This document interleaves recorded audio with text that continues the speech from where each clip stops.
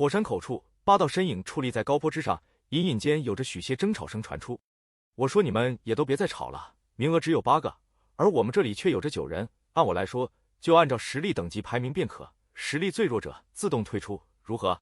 一名眉宇间看上去略有些阴冷的白衣男子，目光扫过众人，最后顿在了纳兰嫣然身上，嘿嘿笑道。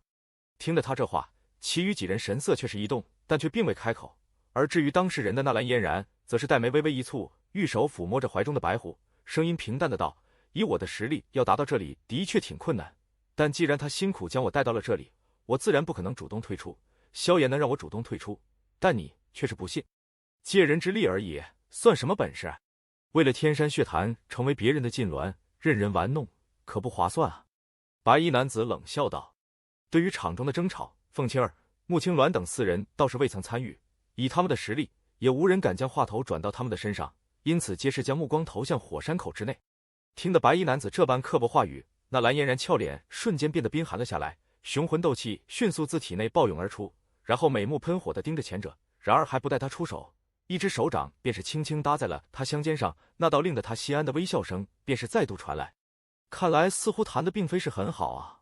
听得这道声音，即便是凤青儿4人也是迅速转回目光，盯着那站在那蓝嫣然身后的萧炎，眼中有着许些奇异情绪。我来吧。萧炎冲着那蓝嫣然微微一笑，然后缓步走出，目光望向那名白衣男子，脸庞上的微笑透出一抹冰冷之意。你认为他退出比较好？在萧炎出现时，那白衣男子脸色便是变得有些不太好看了起来，但在众人注视下又不能退缩，只能硬着头皮冷笑道：他本来便不是凭借真实实力到达的这里，难道不该他放弃名额？还有其他人也这般想。萧炎偏过头，目光缓缓地扫过众人，轻声道。对于萧炎那隐隐间透着丝丝危险气息的眼神，凤青儿等人倒并未说什么，而至于其余2人更是不敢与其对撞，当下居然是无人回话。名额只有8个，可我们这里却有9人。那白衣男子见状，嘴角不由得一扯，冷喝道。萧炎微微点头，脚步轻轻朝前一跨，一道闷雷声响起，残影浮现，而其身形却是如鬼魅般的出现在了白衣男子面前。对于萧炎，那白衣男子一直便是保持着警惕，因此在雷声响起的那一刹，脸色便是猛地一变，身体迅速后退。然而其脚步刚刚退出一步，一道身影便是如枯骨之躯般紧随而至，风雷般的一拳撕裂空气，如闪电般的狠狠轰击在根本来不及防御的白衣男子胸膛之上。噗嗤，一口嫣红鲜血直接喷出，白衣男子身体倒飞而出，旋即重重的撞击在一块巨石之上，碎石顿时四溅。现在只有8个人了。身影闪现，萧炎目光淡漠地望着那道软瘫而下的身影，缓缓的道。突如其来的变故也是令得场中众人一惊，待得他们回过神来时，却只是见到那瘫倒在地的白衣男子。当下除了凤青儿等4人外，其余等人皆是心头泛起一股寒意，望向萧炎的目光中也是多了许些惊惧。白衣男子全身瘫软的躺在巨石之下，身体之上布满着血迹，身体忍不住的有些抽搐。萧炎先前的那一拳虽然要不了他的命，但却是直接令得他失去了移动的能力，以他那勉强达到7星斗皇的实力，根本就不可能硬接下萧炎的一拳。目光淡漠的扫了这家伙一眼，萧炎缓缓转过身，脸庞上的冷意迅速消融，冲着众人微微笑了笑，轻声道：现在名额刚刚好吧？凤青儿目光冰冷的在萧炎脸庞上扫了一圈，冷笑道：你倒还真是霸道的很呐，我风雷阁行事怕都是比不上你。对于凤青儿话语中的许些嘲讽，萧炎却是一笑道：弱肉强食而已，不过比起风雷阁的霸道，我倒还的确是有所不如，一次性便是能够出动好几名斗宗强者对我进行围剿，这等大手笔也还真寻不出来多少。若非是天山血潭即将出现，我倒是很想试试，在这天目山不借助外力支柱的你能达到何种程度。凤青儿眼眸中寒芒闪动道：凤小姐想试的话，随时都可以。萧炎淡淡一笑，那般风轻云淡般的模样倒是看得凤青儿火冒三丈，不过在看了一眼火山口之内后，却是只能压下心中的怒火。天山血潭即将凝现，他必须抓紧时间进入其中，然后以最快的速度吸收血潭之内的奇异能量。天山血潭之内能量有限，多吸收一点是一点，说不定正是这么一点，便是能够决定突破斗皇层次的成败。见到凤青儿不再多嘴，萧炎也是不再理会他，缓步走至那蓝嫣然身旁，笑道：没什么事吧？怔怔地望着那张微笑的脸庞，突然之间，那蓝嫣然突然感到鼻尖有些发酸，这种被一个男人保护的感觉，似乎与云韵给他的感觉完全不一样。踏实而安稳。在这道削瘦背影之后，他似乎能够彻底的放稳那颗心。然而理智却是告诉他，这种安稳的享受只是会存在极短的时间，或许离开了这天目山便是得消失。想到此处，那蓝嫣然唇角便是不由得掀起许些自嘲。原本这种感觉他能享受一辈子的，但是最后却是被他一手摧毁。我这算是自作自受吗？低不可闻的声音从那蓝嫣然嘴中轻轻传出，却是刚好落在身旁的萧炎耳中。后者脚步也是微微一顿，旋即便是与之擦肩而过，走上高坡。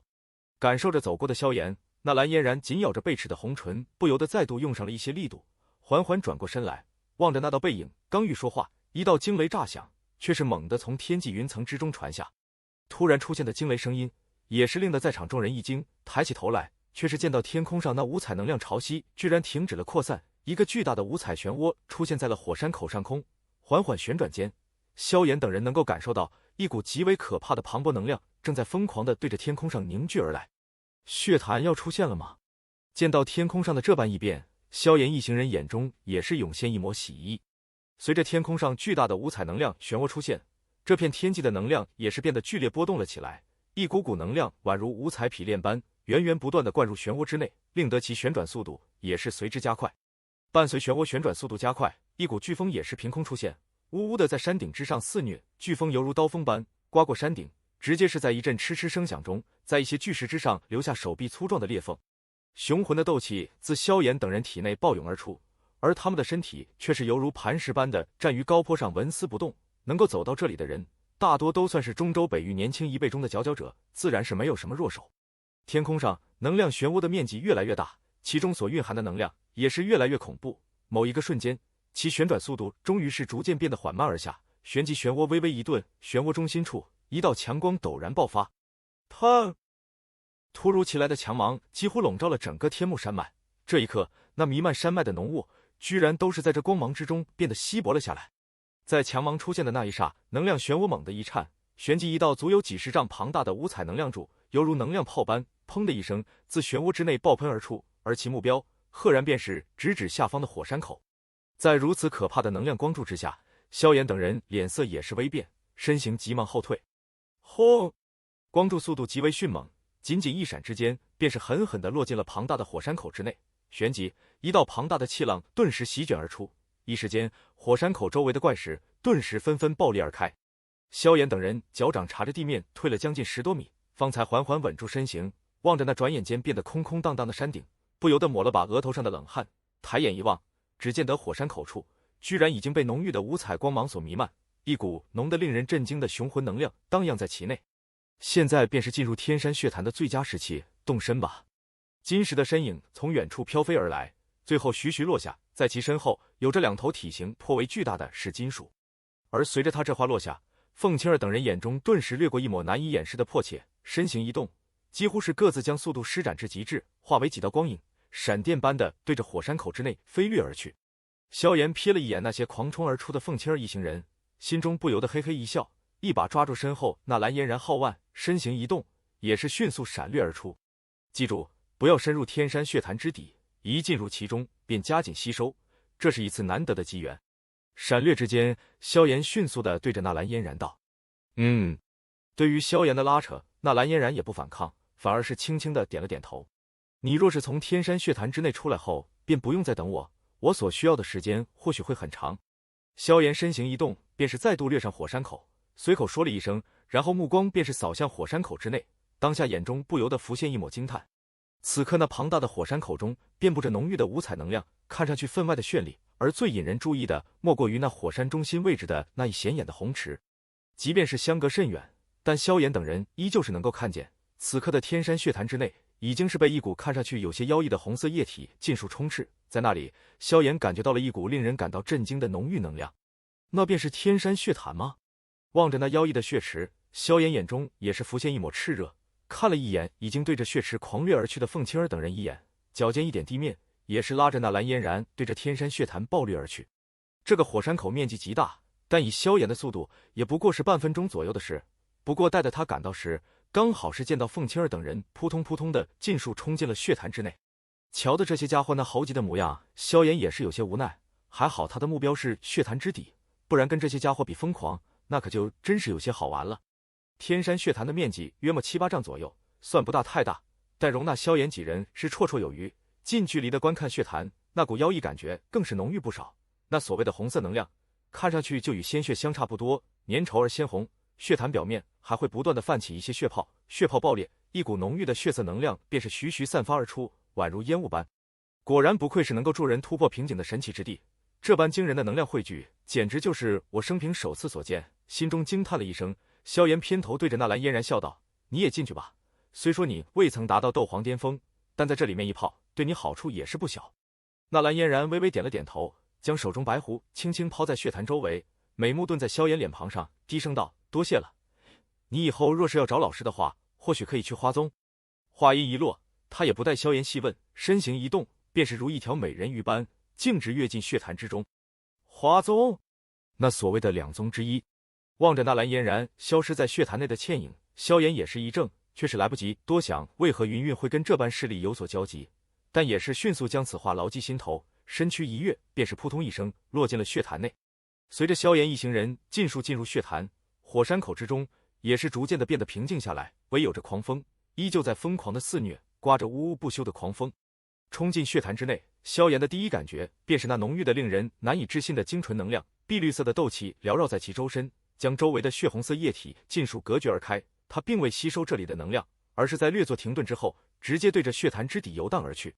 血潭之中的血红色液体颇为粘稠，就如同鲜血一般，视线在这里也是变得极短了起来，甚至连游动时都是感觉到一股不小的阻力。而且最令的萧炎感到惊愕的是，灵魂力量居然也是难以穿透这些血红色液体，那般感觉就犹如在森林中所遇见的那些诡异迷雾一般。不过虽说灵魂力量难以穿透血红色液体，但萧炎依旧是能够隐隐地感觉到，在他周围不远处有着什么东西在疯狂地吸收着血潭中的能量，显然应该便是凤青儿等人。萧炎身体略微停留了一下，略一迟疑，目光望向血潭之底，由于视线阻碍的缘故，所能望见的便只是那种幽幽的暗红之色，看上去倒是令人有种毛骨悚然的感觉。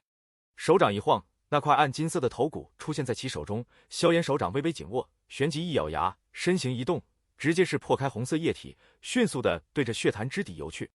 随着离血潭之上越来越远，那红色液体之中所蕴含的能量也是越来越浓郁与精纯，但萧炎却是清楚，这个距离的红色能量之中已经被掺杂了上了极为浓郁的火毒。这种火毒并非是能量天生所携带，而是这座火山弥漫而出。这天山血潭应该便是这火山的中心点，也是火毒最为狂暴的地点。火毒这东西，萧炎当年在内院的天焚炼气塔中也见过，但这两者明显不是一个层次的。这天目山的火山不知道存在了多少年，那般累积的火毒自然是极为恐怖，不然的话不可能会将金石弄成这般模样。斗宗强者可并不脆弱。碧绿火焰缭绕在萧炎周身，恐怖的温度将附近的血红色能量尽数蒸发，而那些红色能量之中所蕴含的火毒也是被火焰给强行排开，根本就接触不了萧炎的身体。这般不断的下潜持续了约莫将近10分钟的时间，萧炎手中的暗金色头骨方才逐渐的变得炽热起来，许些光芒从中弥漫而出。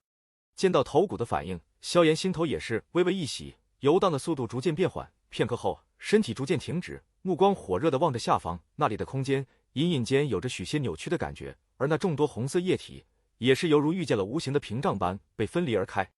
这里便是那空间捷径吗？望着那有些扭曲的空间，萧炎眼中也是掠过一抹凝重之色。他能够隐隐间感受到这东西的强悍程度，若是依靠他的能力想要进入其中，那困难度怕是不会低到哪里去。手中暗金色头骨抬起，然后轻轻地按在那无形的空间屏障之下，顿时头骨爆发出一阵璀璨强芒，而那空间捷径也是泛起了一圈圈涟漪，旋即一道可容一人通过的通道出现在了萧炎面前。见到这通道，萧炎脸庞上的凝重更深，将头骨收入那戒，深吸一口气，琉璃莲心火暴涌而出，然后将身体里里外外尽数包裹。做完这些防御，他这才稍稍放心，身形一动，谨慎地顺着通道游荡而进。身体刚刚通过通道，萧炎便是猛地感觉到周围一股强悍的压力陡然袭来，而其身体也是瞬间下沉了10几米，方才稳住。稳住身形，萧炎这才举目四望，这片被空间捷径封锁的区域并不大，不会超过10丈范围。这里的血红色能量的粘稠程度达到了一个相当恐怖的地步，甚至是手臂挥动间都是将会感到一股比上面强大了10倍不止的阻力。这里的粘稠血色液体之内掺杂着一种颇为浓郁的暗灰色光点，这些光点之中隐隐散发着一种腥臭的燥热之味。每当这些灰色光点落在萧炎身体周围的碧绿火焰周围，一股强悍的压力陡然袭来，而其身体也是瞬间下沉了10几米，方才稳住身形。萧炎这才举目四望，这片被空间捷径封锁的区域并不大，不会超过10丈范围。这里的血红色能量的粘稠程度达到了一个相当恐怖的地步，甚至是手臂挥动间都是将会感到一股比上面强大了10倍不止的阻力。这里的粘稠血色液体之内掺杂着一种颇为浓郁的暗灰色光点，这些光点之中隐隐散发着一种腥臭的燥热之味。每当这些灰色光点落在萧炎身体周围的碧绿火焰上时，便是会立刻爆裂而开。与此同时，那火焰也是会剧烈的颤抖起来。这便是那所谓的天山火毒吗？腐蚀力居然如此恐怖，难怪连金石那等实力的强者也是不敢在这里过多停留。萧炎面色凝重地望着那些密密麻麻的灰色光点，在心中喃喃自语道。在萧炎的下方是一片布满着坑坑洼洼的凹槽之地，这些大大小小的坑洞内不断地冒出许些灰色烟雾，而那烟雾之内则是被灰色的火毒所弥漫。显然在这血潭之底应该便是一座沸腾的活火山。目光带着许些惊叹扫遍这片被空间捷径封锁的区域，萧炎游动着身体，然后在血红色液体之中盘腿坐下，体内的琉璃莲心火源源不断地涌出，隔绝着火毒的侵蚀。若非是有一火，即便明知道这里是处宝地，怕也是不敢下来。有些庆幸地轻叹了一口气，萧炎手中迅速结出修炼印记，而其双眸也是逐渐闭上。仅仅几分钟时间，萧炎便是顺利地进入到了修炼状态，旋即一股凶猛的吸力也是徐徐地自其体内暴涌而出。随着吸力的涌盛，这片安静的血红色液体区域顿时变得骚动了起来，雄浑的令人震惊的粘稠血色能量犹如一道道劈链一般，源源不断地对着萧炎体内钻去。在这些血红色液体接触到萧炎体表的碧绿火焰时，顿时便是爆发出一阵嗤嗤的声响。液体能量之内所蕴含的灰色光点立刻迸散而开，在琉璃莲心火之下，这些火毒根本就难以进入到萧炎的身体。失去了火毒的血红色液体方才是最为大补之物，但犹如岁月的累积，这两物几乎是彻底的粘合在了一起。若非是萧炎拥有着琉璃莲心火，怕也是绝对不可能如此轻易的便是将之分离而开。而当第一股磅礴的血红色液体钻进萧炎体内时，其整个身体都是在此刻猛地颤抖了一下。如此强大的能量，若是放在平日，足足可抵挡3、5日之功，但现在却是在一个极短的时间内完成，难怪会令的是金属族费这么大的心血将之掩藏。如果能够将这里的火毒尽数排除的话，是金属族的实力必然将会因此而大涨。心神操控着这些灌注入体的磅礴能量，沿着焚诀的功法路线急速运转，而在那般运转间，萧炎能够隐隐地察觉到体内的经脉、骨骼、肌肉，甚至细胞等等，都是在疯狂地吞噬着侵入体内的大量能量，而在这般吞噬间，它们也是正在飞速地强化。那血色粘稠能量似乎有着一种极为特殊的神效，可供吸收的程度极强，而且或许是犹如经年累积的缘故，其中有着一种淡淡的生机之感，吸收之时总是能够感觉到身体处在一个生机勃勃的状态，极为的玄奇。此刻若是有人在此的话，则是能够发现此刻的萧炎几乎全身上下都是变成了那种血红之色，那些磅礴的粘稠血色能量已经占据了他身体的每一寸，甚至是连皮肤都是在血色能量的浸泡之下变得越加的具备柔韧性质。对于血色粘稠能量的这般神效，萧炎心头也是一片狂喜。若说先前他还会此处能够助他突破斗皇层次有些怀疑的话，那么现在便是绝对的毋庸置疑。按照这种速度，即便突破斗皇所需要的能量是一个无底洞，那他也是有着信心在这里将那所谓的无底洞给填满。在这血潭之底给予了萧炎脱胎换骨的充裕能量，在这里他能够肆无忌惮的吸收，而不用丝毫担心会出现能量枯竭的问题。而此处那最令的人忌惮的天山火毒，对于萧炎来说却是没有半点的威胁。因此这里的宝地说起来几乎倒是像为萧炎量身打造一般完美。吸收的速度虽然颇为恐怖，但萧炎也知道，即便如此，想要突破斗皇层次也尚还需要不短的时间。突破斗皇巅峰所需要的能量实在是太过庞大。身体如尸体般的盘坐于血潭之底，周身碧绿火焰犹如永不熄灭般将萧炎紧紧地护在其内。在火焰周围，一股股极为粗壮的血红色粘稠能量也是在源源不断地穿过火焰，最后尽数灌注进入其身体之内。安静的血潭之底没有时间的概念，但那如老僧般的萧炎从其体内弥漫而出的气息却是在以一个缓慢的速度逐渐的攀升。这般速度虽然看似缓慢，但却是在对着那个横跨在斗皇与斗宗之间的那道天壑悄然爬去。按照这种速度抵达甚至突破也只是时间的问题。而当达到那般时间之上，也便将会是萧炎成功突破斗皇，达到斗宗之客。暗红的火红血潭之底，寂静无声，一切都是在寂寥中悄然进行。在这种地方，似乎连时间都是失去了它应有的作用。火红之中，一点碧绿之色若隐若现，却是格外的显眼，拉近视线，方才显露出了一道盘腿而坐的身影，自然便是那潜入血潭之底潜修的萧炎。从进入修炼状态到现在，萧炎几乎是一直未曾从中退出，就这般如老僧般，保持着纹丝不动的姿势，源源不断地吸收着周围那磅礴的能量，然后用以锤炼体内的经脉、骨骼、肌肉，甚至细胞。一股暗红的血色笼罩着萧炎身体的每一寸，甚至是连脸庞都是布满着血色，隐隐看去有着许些狰狞可怖的味道。不过好在这里除了他之外，并没有其他人，因此倒并未有人见到这般一幕。算算时间，萧炎应该是在此处待了约莫2天时间。这2日之内，他未曾有过片刻的歇息，一直都是在间不停歇地吸收着周围那磅礴的血色能量。而在这般迅猛吸收间，萧炎体内的斗气也是逐渐地变得越来越雄浑，犹如河流一般，不断地在体内经脉之中轰然流淌。按照萧炎自己的推测，恐怕现在的他也算是达到了斗皇9星巅峰的层次，但距突破依旧是还有着一段难以计量的距离。想要顺利达到斗宗层次，即便是有着这天山血潭之助，所需要的时间，怕也不会是短短2-3天之内便能达到。而对此，萧炎心中自然是异常清楚，所以也并没有什么烦躁的情绪，保持着那平静的心境，循规蹈矩地吸收着那血红色能量，让自己能够最大化地将这些暴涨的能量控制。毕竟不管实力如何强悍，若是连自己体内的斗气都是不能如臂指挥，那还如何与人相战？在萧炎这般平和心态中，枯燥的时间倒也是难以影响其心境，身体纹丝不动，源源不断地吸收着能量。然而在沉浸在那种体内缓慢的脱胎换骨的奇妙感觉之中，顺着这般平和修炼的时间持续，萧炎那一头黑发也是如野草般的刷刷长动，而且或许是因为体内血色能量太多的缘故，那一头黑发居然也是逐渐的变成了血红之色。这般远远看去，此刻的萧炎就如血人般透着丝丝恐怖气息。对于身体表面的变化，萧炎倒是未曾在意，他知道这是吸收能量过多导致控制不得当的缘故。等到他将体内能量彻底操控之后，一切自然是变回原样。现在的他所需要做的便是彻底稳固心神，然后感受着体内那越加强横的实力便可。暗红的血潭中，时间如流水般的度过，一眨眼便是将近10天时间过去。这10天之内，萧炎身体依旧未曾有过丝毫动静，一头血色红发也是越来越浓郁。但值得一提的是，如今萧炎的气息也是逐渐的增长到了一个可怕地步。虽说依旧未曾突破斗皇，但比起10日之前，至少是强横了2-3倍不止。气息的蜕变，但也并未带动萧炎顺利突破斗皇。由此可见，这斗宗层次是何等的难以达到。若非是因为这天山血潭的缘故，即便是以萧炎的速度要达到这般地步，怕也是至少需要将近半年的时间吧。一股股粘稠的血色能量源源不断地钻进萧炎体内，某一刻，其脸庞却是突然一动，眼皮抖了抖，居然是缓缓睁了开来。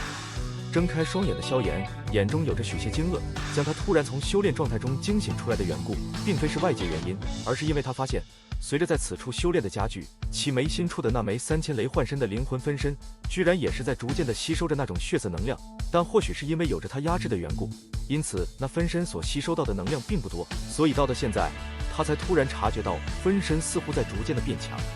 这里的能量居然对灵魂的增长还有效果。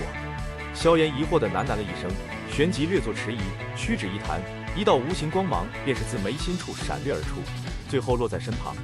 分身一出现，其体内便是自动弥漫而出一股吸力，周围的那些粘稠血色能量也是犹如受到牵引般分出一股，对着其体内也是灌注而去。而当这些血色粘稠能量在接触到分身身体表面的陨落心炎时，顿时爆发出一阵噼里啪啦的声响，那是能量中的火毒被排除出现的情况。还好有着陨落心炎保护分身，不然的话，这分身刚刚一出现，便是得被火毒侵蚀的消散而去。见到这一幕，萧炎也是松了一口气，在心中庆幸道。随着那一股磅礴的血色粘稠之力进入分身体内，只见得一股浓郁的暗红之色顿时自其体内暴涌而出，一时间，本是透明虚幻的分身立刻变成了血红之色。不过虽然颜色变化了，但与之有着灵魂连接的萧炎却是惊喜地察觉到，分身的实力居然是在一种令人极为惊骇的速度迅猛提升。按照这种速度，再配合着陨落心炎的锤炼，恐怕要不了多久时间，便是能够达到登堂境界。这里的能量居然还有着淬炼灵魂分身的效果。萧炎也是为这速度震惊了一下，旋即惊喜地自语道：“短短不到半年的时间，便是将3000雷幻身修炼至登堂境界。此事若是传到风雷阁耳中，恐怕那些修炼着斗技的人，当场便是得吐血3声吧。特别是那费天，要知道那老家伙为了将分身锤炼到登堂境界，可是消耗了将近5年时间，而这5年时间，萧炎却是将之缩短了数倍乃至10数倍，这之间的差距宛如云泥之别。这里的血色能量这般奇效，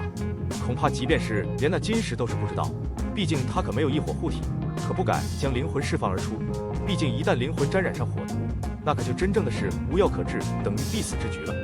心中为这等发现雀跃了一下，萧炎目光紧紧地注视着分身的变化。如此许久之后，在并未见到有什么其他状况出现后，他方才彻底地放下心来，将分身放于一旁，任他吸收着能量。反正这血潭之底能量极为磅礴，足够他们的挥霍。将心神从分身之上转移而开后，萧炎沉神感应了一下体内，脸庞上的喜意更浓，低声喃喃道：“斗皇巅峰，那金石的确没说谎，这里恐怕还真是能够让我成功突破斗皇，晋升斗宗。不过这时间或许得消耗不少。”微微抬起头，望了一眼上风，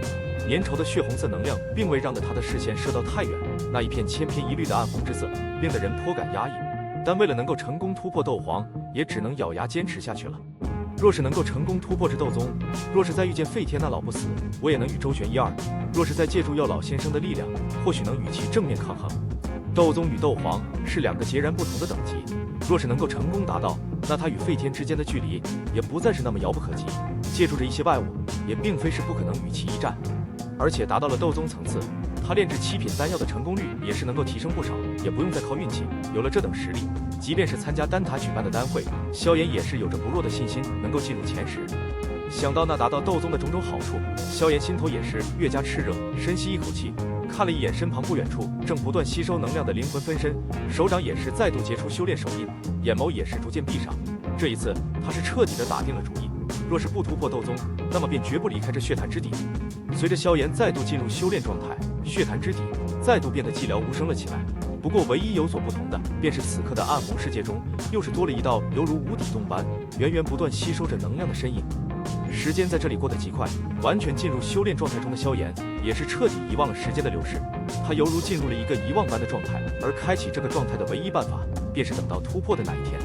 为了突破，萧炎是真正的下了狠心。从来到中州的这段时间，他清楚地感觉到斗皇实力已经不足以再令得他得到足够的安全感。在这片强者云集的大陆上，唯有不断地提升实力，方才能够令得自己的生命得到足够的保障。在这般遗忘般的状态之中，时间如指尖沙般悄然流逝，未曾带起丝毫波澜。10天、20天、1个月、1个半月、2个月，当时间的指针走到第78天的时候，寂寥无声的血潭之内，终于是有了一丝动静。火山口之外，狂风肆虐，呜呜地刮个不停。在山口不远处的那石亭中，有着2道苍老身影负手而立。已经2个半月时间了，金石眉头紧皱地望着那火山口之中，那里的天山血潭已经从当初的满溢状态降到了一个极浅的位置，而且那红色的液体颜色也是变得淡化了许多，看上去就与寻常湖水没什么不同，其中的能量也是淡到了一个无法吸收的程度。一旁的金谷闻言也是苦笑了一声，旋即迟疑的道：“难道出什么问题了？那下面的天山火毒实在是太过浓郁，即便是连我都不敢深潜。应该不会的，天山火毒虽然凶悍，但对异火却没太大的威胁。”金石摇了摇头，沉声道，但不知为何，其话语中倒并非是显得那般自信。萧炎进入天山血潭已经2个半月的时间，这时间实在是有些太长了。血潭之底的火毒极浓，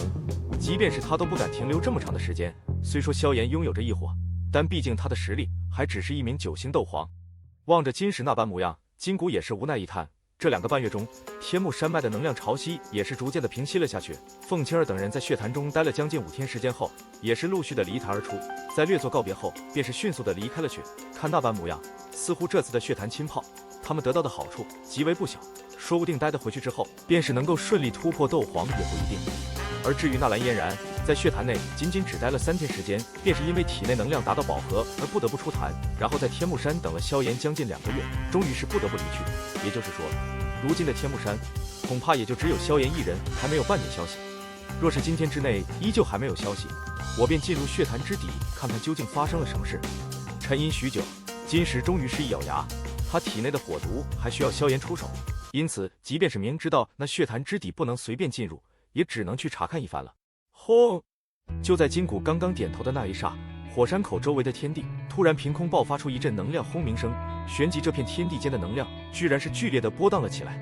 而随着这道轰鸣声响起，只见得周围天地间的能量就犹如受到了一种牵引般，居然开始疯狂地对着火山口之内凝聚而去。金石二人定睛一看，发现这些能量所凝聚的地方，赫然便是那天山血潭所在处。怎么回事？突如其来的变故令得金谷一怔，旋即急忙道。金石也是眉头紧皱，目光死死地盯着血潭之内。那里的水面上此刻出现了将近10几丈庞大的水泉，在水泉中心位置有着一个漆黑的空洞，而那些周围天地间的能量则是尽数顺着这里狂涌而进。血潭内似乎有着什么东西在疯狂地吸收能量，如我所料不差的话，应该是萧炎搞出来的。金石缓缓地道，以他斗皇的实力，怎么可能引动天地能量的震荡？金谷惊诧的道，旋即似是猛地想起了什么，眼睛一瞪，震惊地望向金石，这家伙不会是要突破到斗宗了吧？金石眼中也是掠过一抹奇异神采，片刻后微微点了点头，道，恐怕是这样，这家伙居然还真的做到了。虽说天山血潭的确有着一些助人突破瓶颈的效果，但这也是我第一次见到在血潭之内成功突破的人。此事若是传出去了，天山血潭的吸引力还会暴增。难怪居然在血潭之底待了这么久的时间，原来是想一鼓作气突破至斗宗。不过这办法怕也就唯有拥有异火的人方才能够使用，那下面的天山火毒实在是太过恐怖了点。不过这家伙突破时闹的动静可还真不小，这边的天地震荡成这般模样，恐怕方圆千里之内的一些斗宗强者皆是会有所感应。金谷咂了咂嘴道。金石点了点头，目光紧紧地望着血潭，心中也是略微松了一口气。只要萧炎没事，那他体内的火毒应该也是没问题了。在二人谈话间，这片天地间的震荡也是越来越剧烈，一股股浓郁的能量不断从天地间渗透而出，然后源源不断地对着血潭内的那个漩涡之内涌去。远远看去，几乎整个天目山都是包裹在了有些斑斓的狂暴能量之中，极为壮观。这般变故自然也是引起了天目山整个是金属族的注意，无数道惊愕的目光投射而上，望着天空上那宛如实质般的狂暴能量，那股隐隐间所弥漫而出的能量威压，令得不少实力稍弱的噬金属有种心惊胆战般的感觉。天地间的变化随着时间的持续，不仅未曾减弱，反而是越来越浓郁，到了后来看上去几乎就犹如无数道彩色的匹链不断从天空掠下一般。而随着越来越多的能量涌进血潭之内，一股磅礴气息也是犹如苏醒的巨龙般缓缓地自血潭之底弥漫而出。那股气息之强，即便是金石金谷二人也是微微有些动容。这股气息可不像是刚刚进入斗宗的程度啊。金谷有些疑惑地喃喃道，光是这股气息便是丝毫不比寻常的一星斗宗强者弱。不过这也不排除在突破之际气息达到巅峰的缘故，或许待的突破完成便是会逐渐降下吧。金石点了点头道，气息的弥漫迅速的扩散，短短时间之内便是将整座天目山笼罩而尽。在如此磅礴的气息之下，除了金石等少数一些实力极强的人之外，其余者皆是由心蔓延而出一股恐惧之感，不少未曾化形的是金属慌乱的滋滋乱叫。伴随着天目山上的动静越来越大，以及那股自血潭之底传出的气息越来越强，一时间天目山脉周围千里之内不少强者都是有所感应，一时间一道道目光皆是投向了天目山脉所在的范围。这股气息又有人要突破到斗宗了吗？看这方位似乎是在天目山脉，难道又是金属族的人？这些家伙倒还真是好运，这样一来是金属族的实力又是要增强了呀。天山血潭还真是好东西啊，看来下一次或许也该让宗内的弟子也去试试运气了。天目山顶能量呼啸天际，血潭之上的漩涡旋转速度也是越来越疯狂，浪花狠狠地轰击在周围的石壁之上，发出震耳欲聋的轰隆之声。而或许是因为天地能量的波动，也是导致山顶上空凝聚了不少乌云，一时间原本艳阳高照的天气居然便是直接变得乌云密布了起来。对于天空上的变化，金石金谷二人倒是未曾在意，他们的目光一直死死地锁定在血潭之中。在他们的感应中，那血潭之底似乎的吸收似乎也是达到了一个顶点，要出来了。金石盯着旋转速度越来越恐怖的水面漩涡，突然沉声道：“哈！”其声音刚刚落下，只见得那水面之上猛地犹如被投入了无数炸弹般，轰然爆射而出无数直冲云霄的水柱，水柱爆裂而开，犹如在天目山下起了倾盆暴雨般。血潭水柱在铺天盖地地喷射而出，瞬间后，一道犹如鹤唳般的轻啸陡然自血潭之底，携带着磅礴斗气冲破水面，直射云霄。砰砰砰砰砰砰，一声轻啸，犹如引动了天地震荡般，水柱爆射，空间扭曲，甚至连整座天目山都是在此刻颤抖了起来。火山口周围，一道道裂缝犹如蜘蛛网的急速蔓延，震耳欲聋的巨声连绵不断的响彻。砰！山峰的震动刚刚停歇，一道几乎弥漫了整个血潭的庞大水柱，犹如火山喷发般，狠狠地自血潭之内喷射而出，直接是将那水面上的漩涡强行冲散。水柱几乎有着几十丈高大，而就在其达到顶点的那一刻，轰然爆碎，巨大的水团落下天际，宛如在天地间形成了一道连绵不绝的雨幕一般。雨幕狠狠地拍打在石亭之上，带起清脆的滴答声响。整个天目山脉的目光皆是紧紧地注视着天空，在那无数道目光的注视下，那遍布天际的雨幕却是犹如被无形的打手拨开般，自动地分裂出一道通天坦途。而在那天际分裂而开的雨幕间，一道削瘦身影缓缓浮现，脚掌轻踏虚空，身体如枪般笔直，那从其体内弥漫而出的磅礴气势，犹如一柄开天利剑般刺穿头顶那无尽苍穹。斗宗感受着这股气势的强悍，整座天目山脉皆是响起了一道道带着敬畏与艳羡的低低喃喃声音。削瘦身影笔直般的矗立天际，身形未动，但那股弥漫而出的磅礴气势，却是令得这片天地为之震荡。斗宗，大陆强者真正的分水岭，若有成功踏入这个层次，方才具备着在中州混迹的风生水起的基本条件。而如今的萧炎，却是在以这般年龄抵达这一步，这般成就已然极为不弱。雨幕从天际铺天盖地的倾泻而下，将整个天目山都是笼罩在其内，噼里啪啦的声音响个不停。身影遥遥的踏立虚空，背后并没有斗气双翼或者古翼的出现，踏空而行，这是斗宗强者独有的标志。无数道目光透过雨幕，望着天空之上那道一动不动的身影，一时间，整个天目山脉皆是寂寥无声，唯有着那雨滴声音落在树叶之上的声音清脆响彻。天空之上，身影纹丝不动，雨幕在抵达其周身半丈时，便是会自动消散而开，那般模样，就犹如萧炎周身有着一个无形屏障存在般。此刻的萧炎眼眸紧闭，磅礴气息荡漾在周身，看上去如同化成了雕塑一般。他怎么了？见到萧炎一直纹丝不动，金谷眼中也是闪过一抹诧异，道：现在的萧炎基本上已经进阶成功，可为何还是这般？似乎是进入了一个奇妙状态。金石迟疑了一下，方才道。闻言，金谷也是一愣，即便他实力比萧炎强，但也是看不透现在他身上发生了什么事情。等等吧，应该很快便会好的。在两人谈话间，天空上紧闭双眸的萧炎眉头却是微微紧皱了起来，其眉心处那许久未曾有过动静的火印，此刻居然散发出了许些火芒。对于现在所发生的事，萧炎初时也并不太知情，他唯一能感受到的，便是在成功突破至斗宗的那一刻，似乎体内的灵魂力量变得极为的敏感了起来，而与此同时，也是再度察觉到了眉心处那火印之内所遗留而下的淡淡灵魂残印。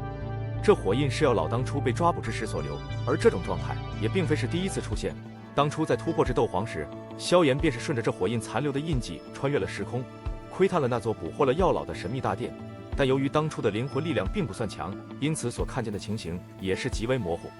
有了上次的经验，这一次当再度感应到火印的变化时，萧炎也是明白了什么，当下体内灵魂力尽数凝聚在一起，然后一头便是钻进了火印之内。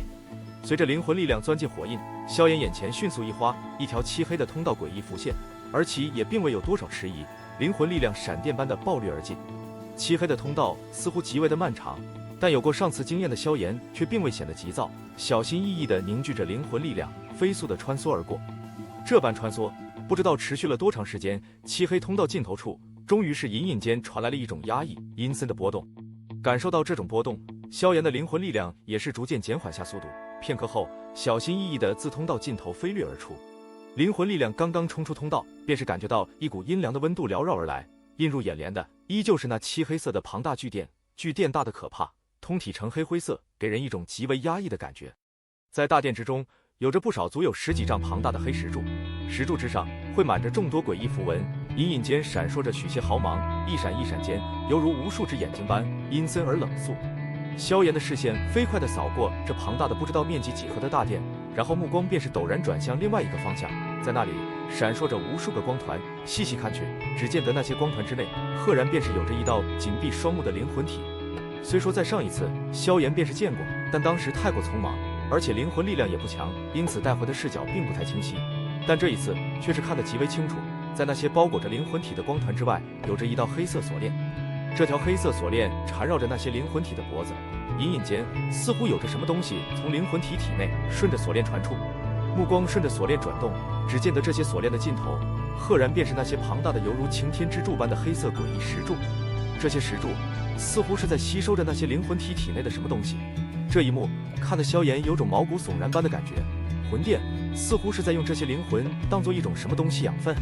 虽然现在萧炎仅仅只是一股无形的灵魂之力，但一股震惊情绪依旧是涌现而出。这股震惊持续了一瞬，萧炎便是连忙感应着火印之内存在的那一丝极淡的痕迹，而其灵魂力量也是小心翼翼地对着大殿之内游荡而去。不知为何，在这大殿之内并没有见到半个魂殿的护卫，这里有的仅仅是那种千篇一律般的阴森与近乎死亡般的寂寥。诡异、阴森、死亡之地，这便是萧炎对这里的感受与评价。心中念头闪动间，萧炎的搜索却是并未间断，目光不断地在大殿之内那密密麻麻的光团之内扫过。片刻后，灵魂力量突然微微一颤，萧炎心头顿时一喜，那丝细微的波动变得略微明了了一些。心神一动，萧炎速度悄然加快，但却依旧并不敢放得太快。他清楚地知道，在这大殿中定然有着一名魂殿尊老把守。虽说如今是今非昔比，但萧炎依旧没有狂妄到能与一名斗尊强者战斗的地步。前行并未持续多久，萧炎的灵魂力量便是陡然停顿，目光怔怔地望着前方。在那里，一个并不显眼的光团漂浮在一处石台之上，光团之内，一个身体略有些虚幻的老者正紧闭双目，那张熟悉的映入灵魂般的苍老面孔，赫然便是药老。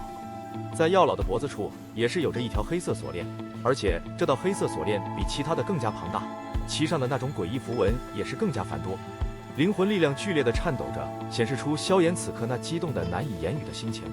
望着那张比以前显得更加苍老的面庞，只要老被捕到今日，怕也是有着将近3、4年时间。一想到这些年他所受到的苦楚，萧炎便是有种揪心般的触痛以及滔天杀意。他有今日成就，药老居功至伟，而所谓师如父，萧炎也是真正的将之当作父亲般。眼见的他受这般折磨，心中自然也是极为痛苦。灵魂力量轻飘飘地悬浮在石台上方，由于谨慎缘故，萧炎并未降落身形，而是目光就这般怔怔地望着闭目中的药老。他能感应到药老的生机，虽说有着萎靡，不过还好，并没有太过严重的事情。在萧炎注视着药老间，沉睡中的后者似乎也是略有感应，眼皮微微抖了抖，在挣扎了片刻后，居然是逐渐地睁了开来，略显得浑浊的双眼徐徐睁开，而药老的身体也是在一霎陡然凝固了下来，目光呆呆地望着面前的虚空，身体忍不住的有些颤抖了起来。见到药老这般模样，萧炎也终于是再忍不住，灵魂力量一阵扭曲，化为虚幻的身影，凭空对着药老跪立而下，隔空磕头，声音之中透着一分嘶哑：“老师，弟子不孝。”药老望着面前悬空跪立的青年，双眼也是变得湿润了起来，细微的声音透过光团缓缓传出：“小家伙，你已经做得很不错了，能收你为弟子，是我这老骨头这辈子做的最对的事情。”虽说如今被困，但药老的眼力却是依旧尚在，一眼便是能够瞧出如今的萧炎只是一缕灵魂力量，但管中窥豹，光是一缕灵魂力量便是能做到凝化人形的地步，自然能够猜出现在的萧炎怕已成功晋升至斗宗。萧炎眼圈泛红，低声道：“老师，您放心，我会尽快来救你。或许你没有那种资格。”萧炎话音刚刚落下，一道苍老的淡漠声音却是缓缓地在大殿之内响彻而起。随着这道苍老声音响起，一股浩瀚的威压陡然降临，而萧炎却是神色不变，站起身来，转过头来，目光阴森地望着那后方波动的空间。那里，一名身着紫衣的老者正诡异地浮现而出。现身的紫衣老者目光瞥了萧炎一眼，旋即眉头微皱，后者的灵魂力量隐隐间给他一种有些熟悉的感觉，略微思索了一下，不由得有些惊讶的道：“你是当年的那道灵魂之力？”萧炎目光森然地盯着这位紫衣老者，并未答话。没想到当年连本尊一道灵魂波动都是接不住的人，如今居然是能够再次来到这里，看来你比当年强了不少啊。紫衣老者瞥了一眼光团中的药老，淡淡一笑，举起手掌遥遥对着萧炎：“不过这还远远不够，下次来时，我会将老师这些年所受的苦尽数奉还。”萧炎的目光犹如一头野兽般，隐隐间带着一丝令人心悸的疯狂。希望吧。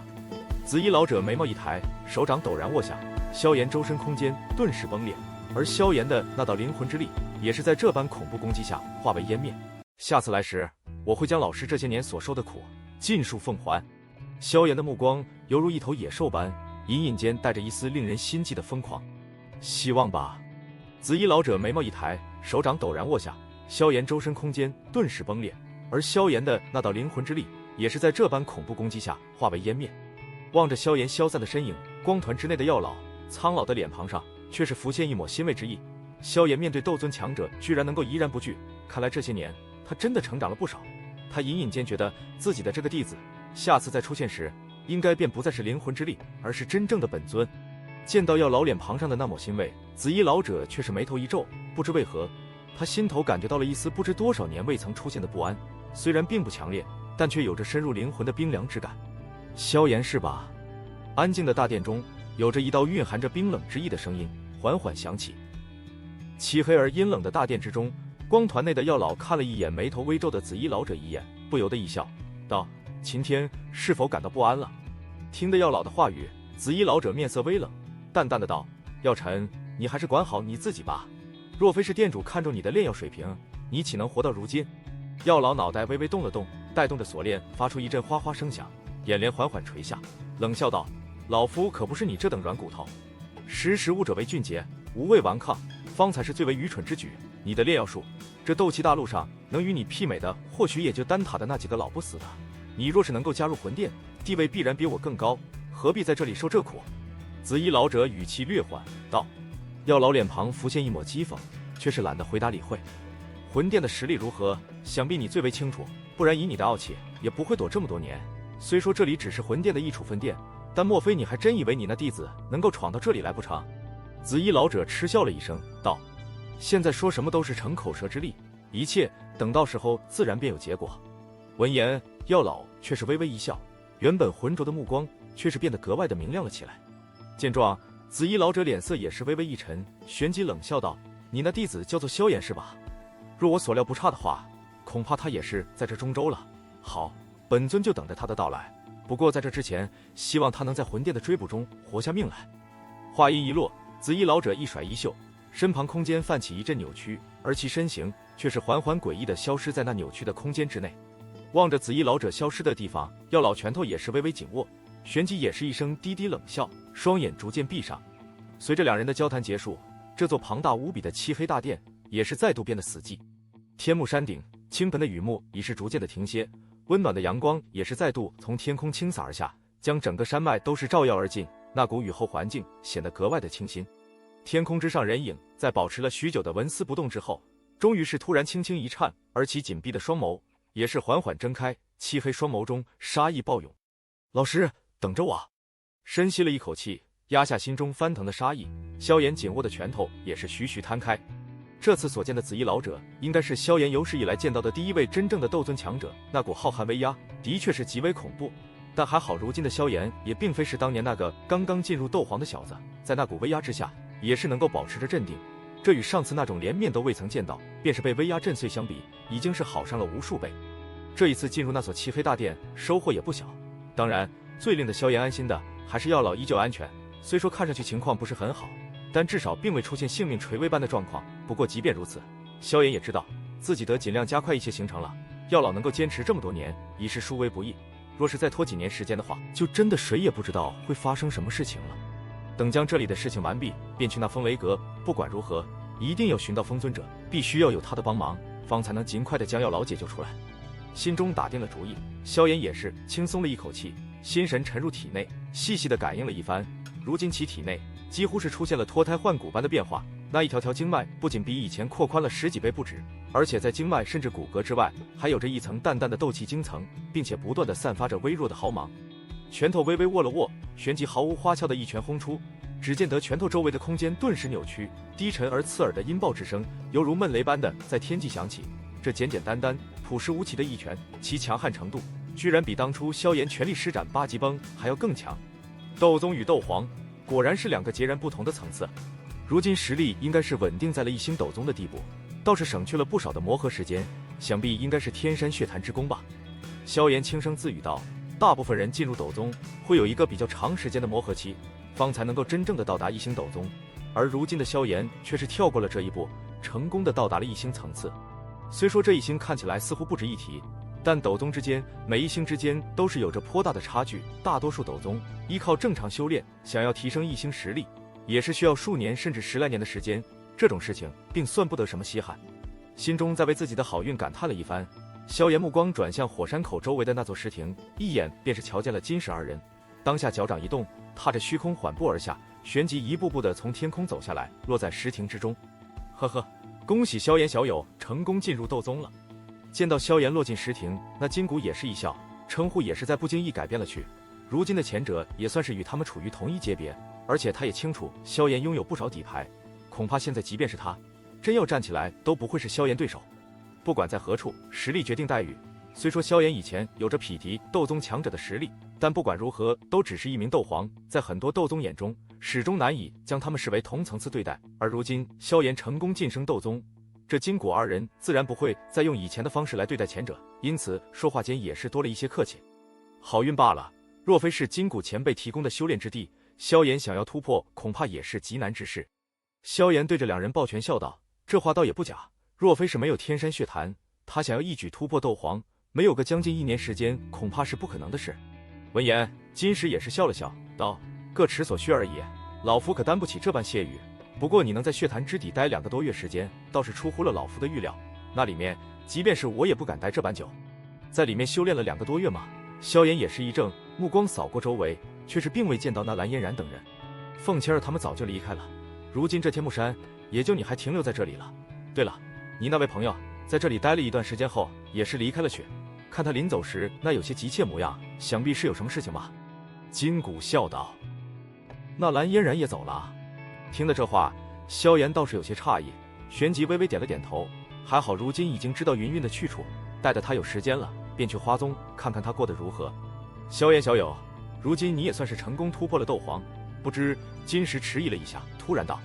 见到他这副欲言又止的模样，萧炎自然是知道他想说什么，当下一笑，道：“金石前辈请放心，萧炎可不是拿了好处不做事的人，你身上的天山火毒交给我便好。”闻言，金石与金谷皆是松了一口气。金石算是金属族的最强者，他们一族能够占据这天目山，也是靠的他们2人震慑。若是金石因此而陨落的话，对于噬金属族也是一个极其庞大的损失。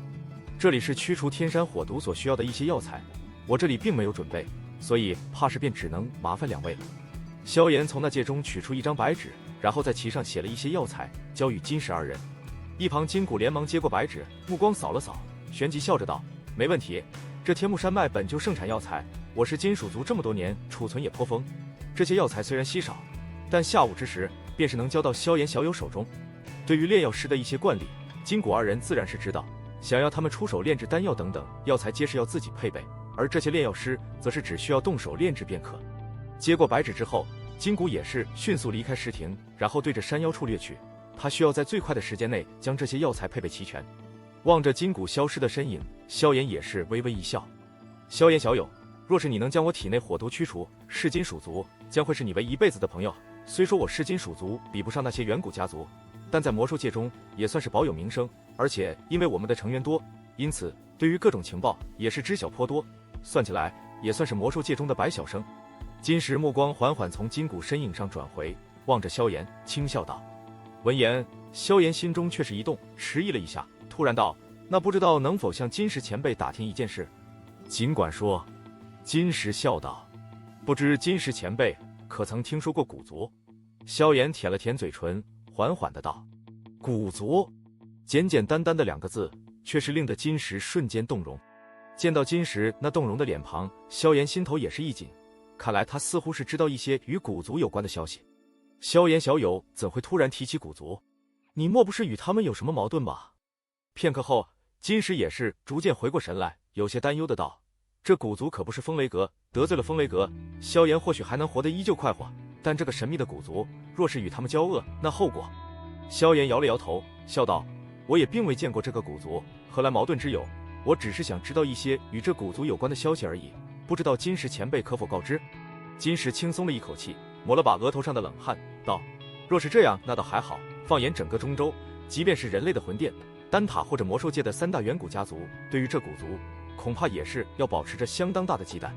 闻言，萧炎也是略感惊愕，虽然能够猜到薰儿的背景不会弱，但依旧是没想到，那所谓的古族居然强横到了这般地步。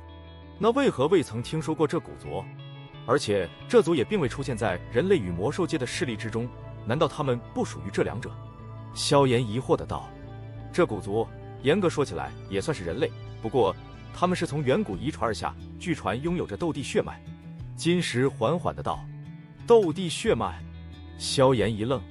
传说一个人若是能够达到斗帝阶别，血脉将会有所改变，而其后人也是会因此而得益。在远古时代，有着不少的斗帝种族，他们虽然也是人类，但在修炼上却是有着得天独厚的天赋，甚至一些好运者还能由血脉之中继承到一些斗帝的能力，但这种情况极少出现，完全看个人机缘。金石点了点头，在提及斗帝二字时，其话语中有着难以掩饰的敬畏，这是一种对这片天地的至强者的一种尊崇。这种拥有着远古斗帝血脉的种族，对于外人排斥性颇强，因为他们要保证血脉的纯正，所以即便与寻常人类结合，那也必须选择其中出类拔萃者。远古时候，这类拥有斗帝血脉的种族倒是不少，但随着岁月的流逝，能够保存下来的似乎只有着一个，那便是这个神秘莫测的古族。古族并不在意大陆上的势力排名，但其实力却是毋庸置疑，族内强者如云，真要说起来，能与其抗衡的势力，即便是放眼斗气大陆，也是寥寥可数。萧炎微微点了点头，难怪轩儿说他至少要达到斗宗实力方才能够去寻他。原来那所谓的古族居然恐怖如斯，想想那魂殿的势力，而这古族却是能够让那嚣张跋扈的魂殿都如此忌惮，其实力那该是何等变态。那金石前辈可知道古族总部在何处？萧炎迟疑了一下，又是问道。中州东域那里基本是属于古族的势力范围，那里的大大小小势力除了少数的一些之外，大多都是属于古族的附庸，但古族却并不经常管理，平日大多的古族之人都是居住在古界之中。金石道。古界？听得这陌生的两字，萧炎又是一愣。凡是达到斗圣阶别的强者，几乎已是站在了斗气大陆的巅峰，这个阶别已算是超凡入圣，所具备的能力自然也是寻常人难以想象，而从虚无空间中开辟一方可供人居住的空间，则是斗圣强者的标志。金石叹了一声，话语中有着极度的艳羡，而这古界便是古族之内历代达到斗圣阶别的超强者构建而起，经过无数年的加固与扩张，面积虽说不可能与中州相比，但至少应该也与这中州北域相差不多，那里是属于古族人的独有之所，因此中州大陆上的寻常人对其也并非是很了解。萧炎轻吸了一口冷气，开辟空间，这等恐怖之事，真是人力能够办到的事情吗？斗圣强者居然已经强到了这般令人难以置信的地步，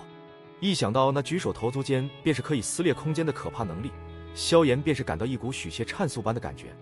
斗圣尚且如此，那更强的斗帝都将会是何等的恐怖。这般一比较，那金石所说的斗帝强者能够改变血脉的玄异之事，似乎也并非是什么天方夜谭了。至于古界如何进入，这即便是我也不太知情了。若非我是金属族数量众多，光凭我这实力，可还远远不够知道这么多秘辛的资格。金石摇了摇头，颇有些遗憾的道。萧炎点了点头，能够知道这么多与那神秘古族有关的信息，他便已经颇为满意。虽说那古族似乎实力极其庞大，但为了轩儿，即便是刀山火海，他也得去闯上一闯。虽说并不清楚古族之内究竟拥有着多少强者，但想必至少不会比那魂殿少。以萧炎的实力，即便如今突破到了斗宗，但想必也并不够看，但这也并不可能成为萧炎的阻碍。等将要老解救出来，便去那古族，我便不信，管你再特殊，也总是人类。萧炎一咬牙，在心中发狠道，他可不会因为古族是强便因此而有所忌惮。轩儿等了他这么多年，说什么也是得必须前去一趟，不然的话，那也实在是太没良心了点。看来得尽快将金石的火毒驱除了。据穆青鸾说的四方阁大会已经快要开始了，若是错过了这次，想要寻到封尊者，就得不知道得何时了。金谷办事的效率有些出乎萧炎的意料，时间上还未到达下午时分，他所需要的萧炎便是被尽数送到了手中。天顶山山腰的一座石屋之内，雾气蒸腾，雾气之内泛着一股股浓郁的药香以及蒸腾的热气。石屋之内有着一个大木盆，木盆之内金石盘腿坐于其中，热气腾腾的沸水直接掩盖到了他脖子处，那般温度又不能用斗气抵御，因此也是导致金石满头的大汗。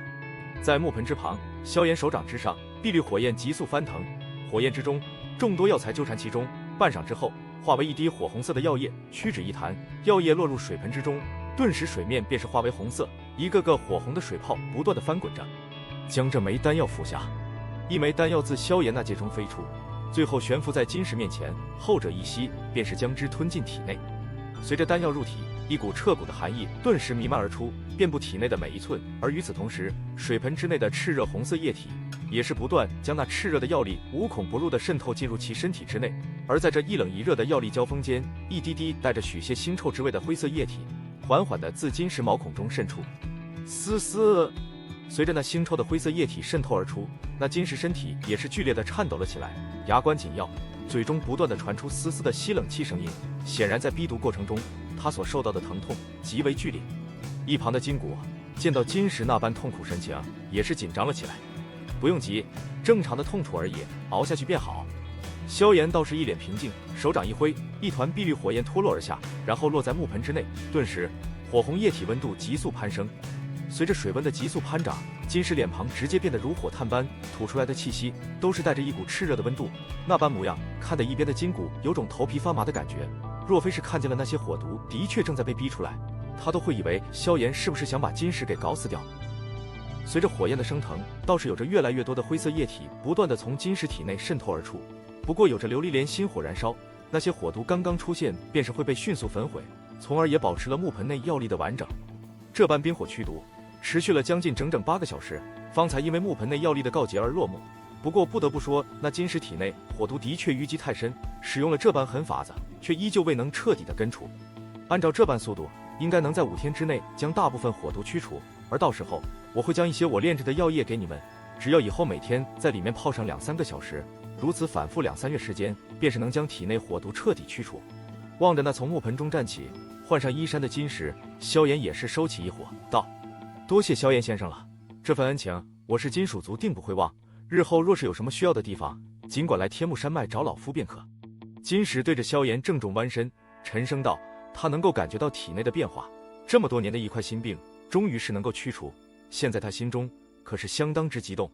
萧炎笑了笑，望着精神尽头好了许多的金石，手掌却是突然摸下胸膛，在他的体内也是有着一种相当恐怖的毒素——魔毒斑。这东西也纠缠了他好多年了。虽说如今并未寻到斗尊强者，但萧炎却是晋升到了斗宗，对其的反抗力也是大大的增强了起来。不知道以我如今的实力，能否依靠自己的实力将这魔毒斑炼化？其中所隐藏的那斗宗强者毕生斗气，若是能够得到的话，对于我来说，恐怕也将会是大补之物。一想到此处，萧炎心头也是不由得有些火热了起来。这魔毒斑的主意，他可不是打了1天2天了。接下来的几日时间，萧炎每天都会消耗将近10个小时为金石驱逐体内的天山火毒，而在他的这般尽力驱逐之下，金石的精神倒是一天比一天足。因此，对于萧炎的态度，也是逐渐的从当初的平淡转变成了如今的客气恭敬。虽说现在的萧炎上还刚刚突破至斗宗没久时间，但他那另外一个炼药师的身份，却是足以令得金石这等级别的人物对其客气有加。毕竟谁都知道，能够结识一名高阶炼药师，对自己来说将会是一件何等好运的事情。而在这几天的其余时间内，萧炎所剩余的精力倒是全部的投注在了自己体内的那魔毒斑上。对于这纠缠了自己好几年之久，宛如一枚定时炸弹般的东西，一日不拔除，心头便是横着一根肉刺，怎么都是有些不舒服。而经过这段时间的研究，对于这所谓的魔毒斑，萧炎倒也是了解得更加透彻了一下，但却并未就此鲁莽的出手。这魔毒斑极为恐怖，当年若非是小医仙设下的封印，恐怕早就爆发了去。如今虽说萧炎也是突破到了斗宗，但那封印还是尽量不要主动破除，待到把握加深了，再动手也不迟。热气腾腾的石屋之中，木盆之内火焰熊熊，唯有在中央的那片位置有着一片空当，而那里正好是金石透出药水的脑袋。此刻的金石看上去精神抖擞，无论是气息或者眼神，也非以前那种奄奄之状可比。显然这段时间萧炎的驱毒效果非常的不错。雾气的弥漫持续了许久，终于是缓缓淡去，而木盆之中的药水也是再度变得清澈起来，其中的药力已经尽数渗透进入了金石体内。手掌一挥，将琉璃莲心火收入体内，萧炎也是轻松了一口气。还好如今达到了斗宗阶别，不然以前的实力来进行如此长时间的驱毒，恐怕也难以做到如此轻松的地步。木盆中的金石在穿好衣衫后，也是从中跃出，感受着体内的弥漫而出的勃勃生机。苍老脸庞上也是浮现一抹惊喜之意，对着萧炎抱拳郑重道：“萧炎小兄弟，大恩不言言谢，这恩老夫记住了。”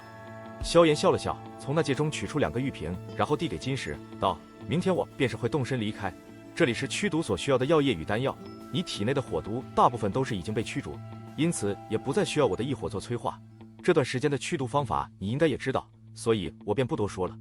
按照这般方法，2、3月之内，体内的火毒便是能够彻底清除。明天就走吗？闻言，金石一怔，旋即连忙道。萧炎点了点头，那所谓的四方阁大会恐怕也快要开始了。他若是想要寻到风尊者的话，便是只能去风雷阁方才能够遇见，不然的话，那些斗尊强者个个神出鬼没，下次想要寻到不知道的何年马月，因为魂殿的缘故，他又不能大肆宣扬，只能暗中寻找。见到萧炎坚持，金石也只能点了点头，接过2个玉瓶，沉声道：萧炎小兄弟，若遇见麻烦，日后可以来我天目山脉，在这里就算是废田那老家伙也不敢拿你如何。萧炎一笑，虽说金石是魔兽，但却颇重情义，是金属族的实力与风雷阁相比还是有着不小的差距，但他依然能够说出这番话，看起来倒不失为一个可交之人。既然如此，那便先多谢金石前辈了。灯光柔和的房屋之内，萧炎盘腿坐于床榻之上，上身赤裸，在其胸口处有着漆黑如墨的黑斑，隐隐间有着许些腥味传出，在黑斑周围布满着一些奇异符文，将那些黑斑之内蔓延而出的无数黑线尽数包围。这些符文自然便是当年小医仙所下的封印，不过经过这些年魔毒斑的侵蚀，符文也是变得淡化了许多，看来能坚持的时间并不久了。萧炎的目光停留在黑斑上，想要驱除这魔毒斑有着2种办法，一是寻一名斗尊强者帮忙，二便是再寻到1种异火，3种异火融合之后炼化这魔毒斑，轻而易举。但可惜如今的萧炎这2种条件都未达成。不过虽说2种条件未达成，但萧炎却是隐隐间感觉到如今的自己对于这魔毒斑似乎并非是在如以前那般毫无抵抗之力，这次的突破对其带来了不少的好处。皱眉沉思了半晌，萧炎猛地一咬牙，心神一动，体内碧绿火焰迅速窜动，旋即飞快地凝聚在其胸膛处，将那魔毒斑尽数包围。看封印那淡化的程度，明显是支撑不了太久，所以他必须尽快将这魔毒斑解决。虽说以他现在的实力，想要一举便是炼化魔毒斑有些困难，但却是可以选择细水长流，逐渐的炼化，以此来减轻封印所承受的压力。打定了主意，萧炎心神控制一丝火焰窜出，沿着魔毒斑周围的那封印绕了一圈，然后猛地扑出。火焰重重地撞击在那圈符文封印之上，炽热的高温立刻便是令得那封印冒出了痴痴白烟，而随着异火的侵蚀，那完整的封印居然也是开始逐渐地裂开一小道缝隙。火焰的控制，萧炎做得极为完美，那一小道缝隙并不足以引爆魔毒斑的爆发，但同时又能牵引出一小部分。裂缝刚刚出现，那其内沉寂了多年的魔毒斑也是突然变得激荡了起来，黑团一阵蠕动，旋即分出拇指大小的一股黑线，对着那裂缝处暴掠而出。见到那股黑线的射出，萧炎心神顿时紧绷了起来，封印之外的碧绿火焰宛如火海般，将胸膛那片区域围绕得水泄不通。黑线顺利地穿出裂缝，一股浓郁的腥味顿时扩散而出，这股腥味之内还蕴含着极为浓郁的腐蚀力，不过好在有着异火守护，这些腥味刚刚一出现，便是爆发出一阵嗤嗤的声响，旋即飞速化为虚无。望着那股漆黑的有些阴森的黑线，萧炎眼神也是掠过一抹寒意，若此刻的他未曾突破斗宗，恐怕这股黑线魔毒斑将会把他体内搞得一团糟，但幸好如今的他也算是真正的达到了斗宗阶别。心神一动间，那缭绕在胸膛的碧绿火海顿时化为一条条火龙，带着低沉的吼声对着那股黑线暴涌而出。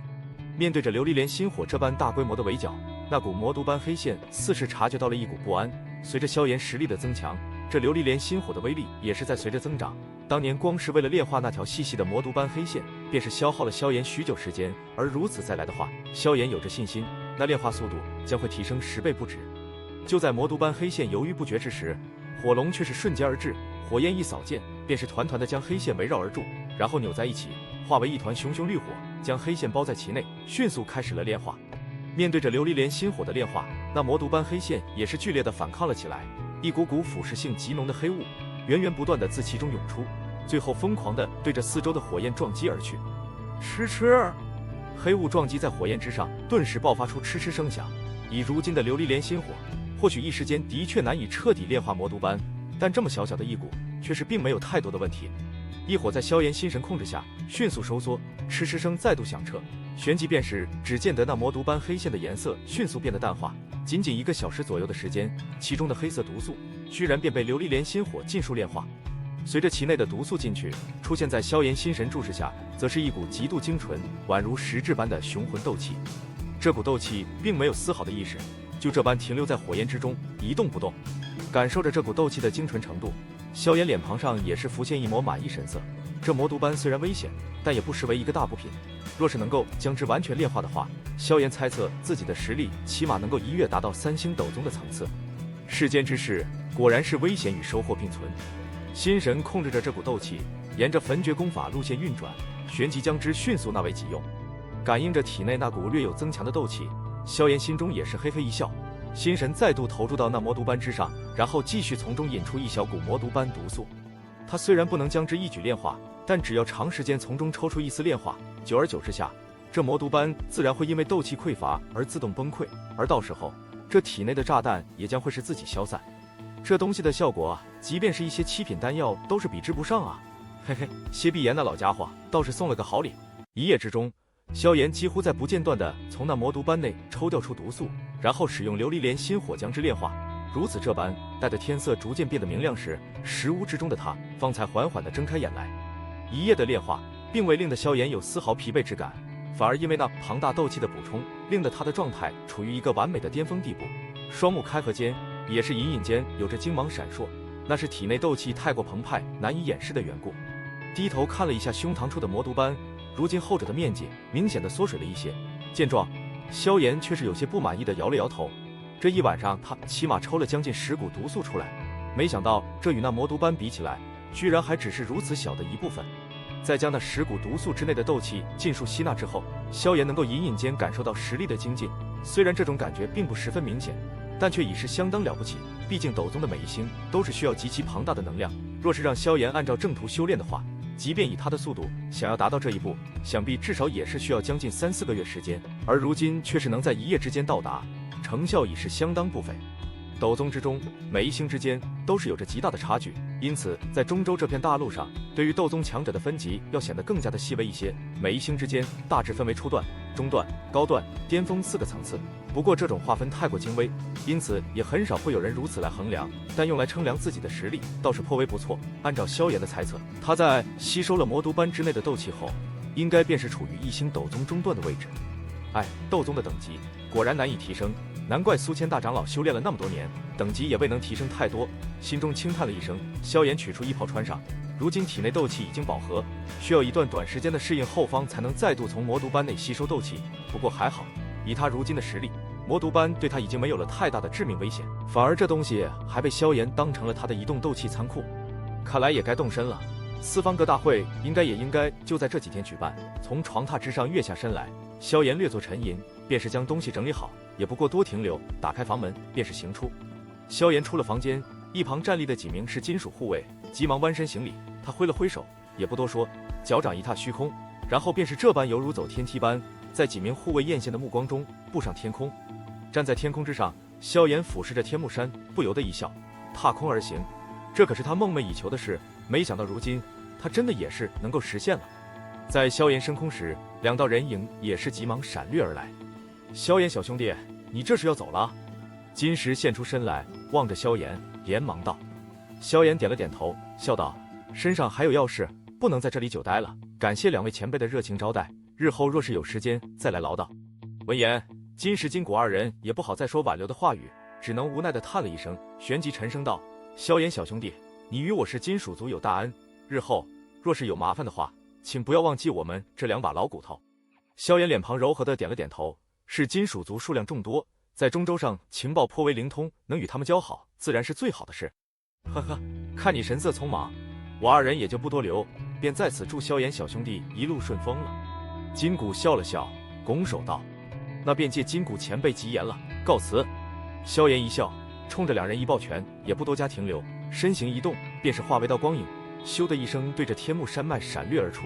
如此仅几个眨眼间，便是消失在了金石2人的视野之中。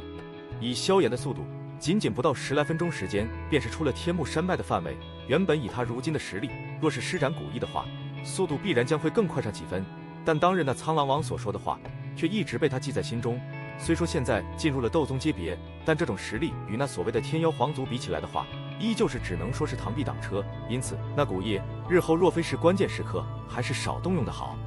身形在天目山脉之外的一处山峰上停下，萧炎从那戒中取出当日在化古城购买而来的北域地图，然后在其上寻找了起来。按照穆青鸾所说，此次的四方阁大会将会在风雷阁的总部东阁举行，而按照地图所指，那东阁的位置应该是坐落在北域靠近中州中央区域的边界处。居然那么远，看来光是赶路就得需要将近5天时间。将地图收入那界，萧炎苦笑了一声，也幸好如今他到达了斗宗地步，不然的话，没有个10天半个月，恐怕是赶不到东阁了。等那时候到的话，恐怕人也就早早散场了。看来得加紧时间赶路了，不然错过了的话，那可就倒霉了。一声叹息，萧炎目光转向天际东方，璀璨银芒缓缓自脚掌之上浮现，旋即一道低沉闷雷声响起，而其身影却是犹如鬼魅般轻轻消散。风雷阁东阁这个名字，即便是在整个中州都是有着不小的分量。身为风雷阁的总部，这里强者如云，防守更是固若金汤。在风雷阁成立的这些年中，经历了不少风风雨雨，但东阁却始终屹立，而其名声也是在那以往那一场场的势力搏杀中逐渐脱颖而出，最后方才拥有了如今的这般地位。四方阁大会，顾名思义，自然便是大陆4阁所举办。不过虽说真正参与大会的主角只是这4阁，但每一届的四方阁大会都会是中州的一场盛事。虽说无法与丹塔的丹会相提并论，但也是少有的一些盛会。这四方阁大会比的并非是老一辈的强者，而是年轻一辈。当然，能够代表四方阁出战的年轻一辈，自然是各自一方年轻一辈中最为优秀者。这些新鲜血液是每一个势力仗义繁衍的最重要之事，因此对于年轻一辈的培养，四方阁都是极为的重视。而在他们的这般重视培养中，年轻一辈中自然是涌现了不少精彩绝艳之辈。风雷阁的凤青儿，万剑阁的唐英，黄泉阁的王晨，星陨阁的穆青鸾等等，这些人即便是放眼中州，也是拥有着不小的名声。当然，中州大陆藏龙卧虎，谁也不知道哪里会突然冒一匹黑马出来。但即便如此，每一次的四方阁大会都会引来众多势力以及无数自视实力不弱的年轻人。这大会虽说主角一般都是四方阁，但也并未拒绝其他的一些参赛者。不过为了提高质量，必要的筛选自然是会具备的。而且据说还想当之严苛，这也是将一些滥竽充数者给淘汰了去。毕竟在一些年轻辈中的比赛中，这四方阁大会的含金量还是比较高的，甚至一些老一辈的强者有时候都是难以达到这般地步。而至于这四方阁大会的举办地点，一般都是以上届最终的胜出者那一方来决定。上一届的大会胜利者便是风雷阁，因此这次的地点定在了风雷东阁。风雷阁东阁坐落在北域边缘的风雷山脉之中，这里地域颇为奇特，或许是由于地势太高的缘故，总是雷鸣阵阵，天气变幻莫测。先前还是艳阳高照，说不定下一刻便是雷霆暴雨。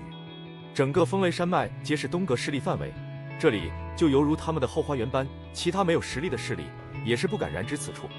这段时间的风雷山脉自然是热闹异常，无数人从四面八方赶来，对着山脉之内的雷山汇聚而去。因为在那雷山上面，便是矗立着风雷阁总部东阁。风雷山脉之外，天空上一道流光如流星般闪掠而过，旋即化为一道人影，落在一座山峰上，低头望着下方那犹如蚂蚁般的人流，当下便是一愣。风尘仆仆赶来的人，自然便是一路加速赶路而来的萧炎。这几日他几乎是加足了马力，中途也是少有时间，而即便是这般加紧赶路，也是在消耗了4日时间，他方才抵达此处。此处好浓郁的风雷之力。轻吐了一口气，萧炎目光远眺，望着那看上去比天目山脉大了不知道多少的山脉，在那山脉之内，惊人的雷鸣声，即便是隔着老远都是感觉到，而山脉内所蕴含的风雷之力，更是令得他有些动容。这里应该便是风雷阁东阁所在的风雷山脉了吧？看来我并未来晚啊。萧炎从山峰之上寻了个偏僻之所落下，然后转过山脚，望着那风雷山脉之外那密密麻麻的人流，顿时无奈地摇了摇头。想必这些人也都是为了那所谓的四方阁大会来的吧？不知道那四方阁大会究竟有没有开始？低声自语一番，萧炎略作沉吟，突然自那戒中取出一张薄薄的透明皮质之物，然后盖在脸庞之上。顿时，其脸庞轮廓居然便是出现了一些变化。若是不仔细看的话，想必也是难以将之辨认而出。这能够略微改变样貌的东西，正是当年去出云帝国时，小医仙给予他的一点小东西。没想到搁置了这么多年，居然还能够搬上用场。遮掩了容貌，也是为了省去一些麻烦。如今他与风雷阁的恩怨，众人皆知。若是自己光明堂皇地出现在这里，想必那风雷阁定然不会袖手旁观。东阁之内强者如云，更何况还有那风雷阁阁主雷尊者坐镇此处。即便萧炎如今突破到了斗宗层次，但面对着这等阶别的强者，依旧还是只能选择暂避锋芒。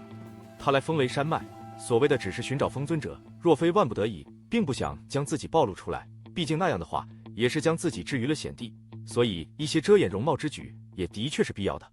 在将面貌略作改变之后，萧炎揉了揉脸庞，然后这才行出密林，汇入山脉之上大道的人流中，对着那风雷山脉之内涌去。汇入这吵杂的人流之中，那喧哗的各种声音令得萧炎有着耳鸣般的感觉，不过对此他也只能苦笑一声，强行忍着。妈的，这人也太多了，那东阁上能待这么多人吗？今天大会就要开始了，人自然很多，据说四方阁的人都已经抵达东阁了。上一届的最后胜利者是风雷阁，不知道这一届的会是谁？难说啊，凤七儿、唐英、王晨还有那穆青鸾都不是什么省油的灯，据说他们4人前不久还进入了天目山脉的天山血潭，想必实力必然有所精进。嘿嘿，就是不知道他们之中有没有人借助血潭之力突破了斗皇。这4人都是斗皇巅峰的实力，加上一些手段，甚至都是能与一些斗宗强者交手。若是谁能够在这种时间突破的话，想必胜局将定。谁知道中州藏龙卧虎之辈不知何几，每一届的四方阁大会也都会有着一些黑马出现，不知道这一次出现的会是谁？黑马嘛，自然是要数最近在北域闹得沸沸扬扬的那名叫萧炎的青年了。连风雷阁北阁主费天亲自出手都是铩羽而归，可以想象此人实力何等恐怖。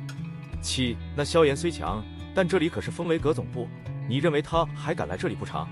听得周围那些吵吵闹闹，最后居然是引到了自己身上的喧哗声音，萧炎也是不由得一怔，旋即手掌不由自主地摸了摸脸庞。没想到如今的他在这北域居然也是拥有着这等名声，不过这可不是他想要的，他名声若是传到了那魂殿耳中，恐怕到时候方才更加麻烦。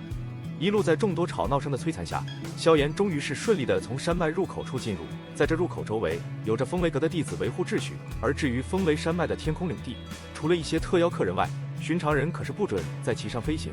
因此这也导致不愿暴露身份的萧炎只能徒步而进。进入了山脉，萧炎迅速跟那人流大部分分离而开，然后转进偏僻密林，加快速度对着山脉之内急速掠去。按照先前所听到的消息，今天应该便是那四方阁开始的时候了。而且最令得萧炎振奋的是，四方阁的人都已经抵达。这样说来的话，那风尊者应该也是到了吧？若是真遇见了风尊者，先暗中观测一下，然后方才与之接触。虽然老师说了能够对其有着毫无保留的信任，但凡事还是得小心为好。身形化为模糊身影，穿梭在山脉之中，萧炎心中却是念头飞转。解救药老以及父亲的重担，只能依靠萧炎自己来完成。所以他必须保证自己的安全，对于一些不确定因素，还是得谨慎为妙。风雷山脉面积极为广阔，绕势以萧炎的速度，也是花费了将近半个小时，方才抵达山脉中央。那里矗立着一座雄伟险峻的山峰——雷山。雷山极高，从山脚一眼望去，完不见尽头。在山腰以上，便是被浓雾的云雾所缭绕。这种云雾有些偏乌，其内居然隐隐间有着雷光闪烁。远远看去，这座山峰就犹如被无数雷芒覆盖般，极为的壮观巍峨。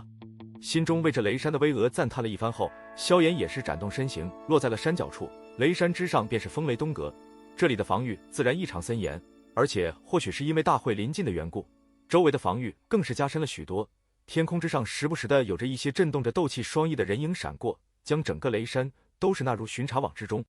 而为了不惊动风雷阁的强者，萧炎自然是不会采取这种蛮闯的方式。虽说此刻的山脚下排的队不短，但这点耐心他还是具备的。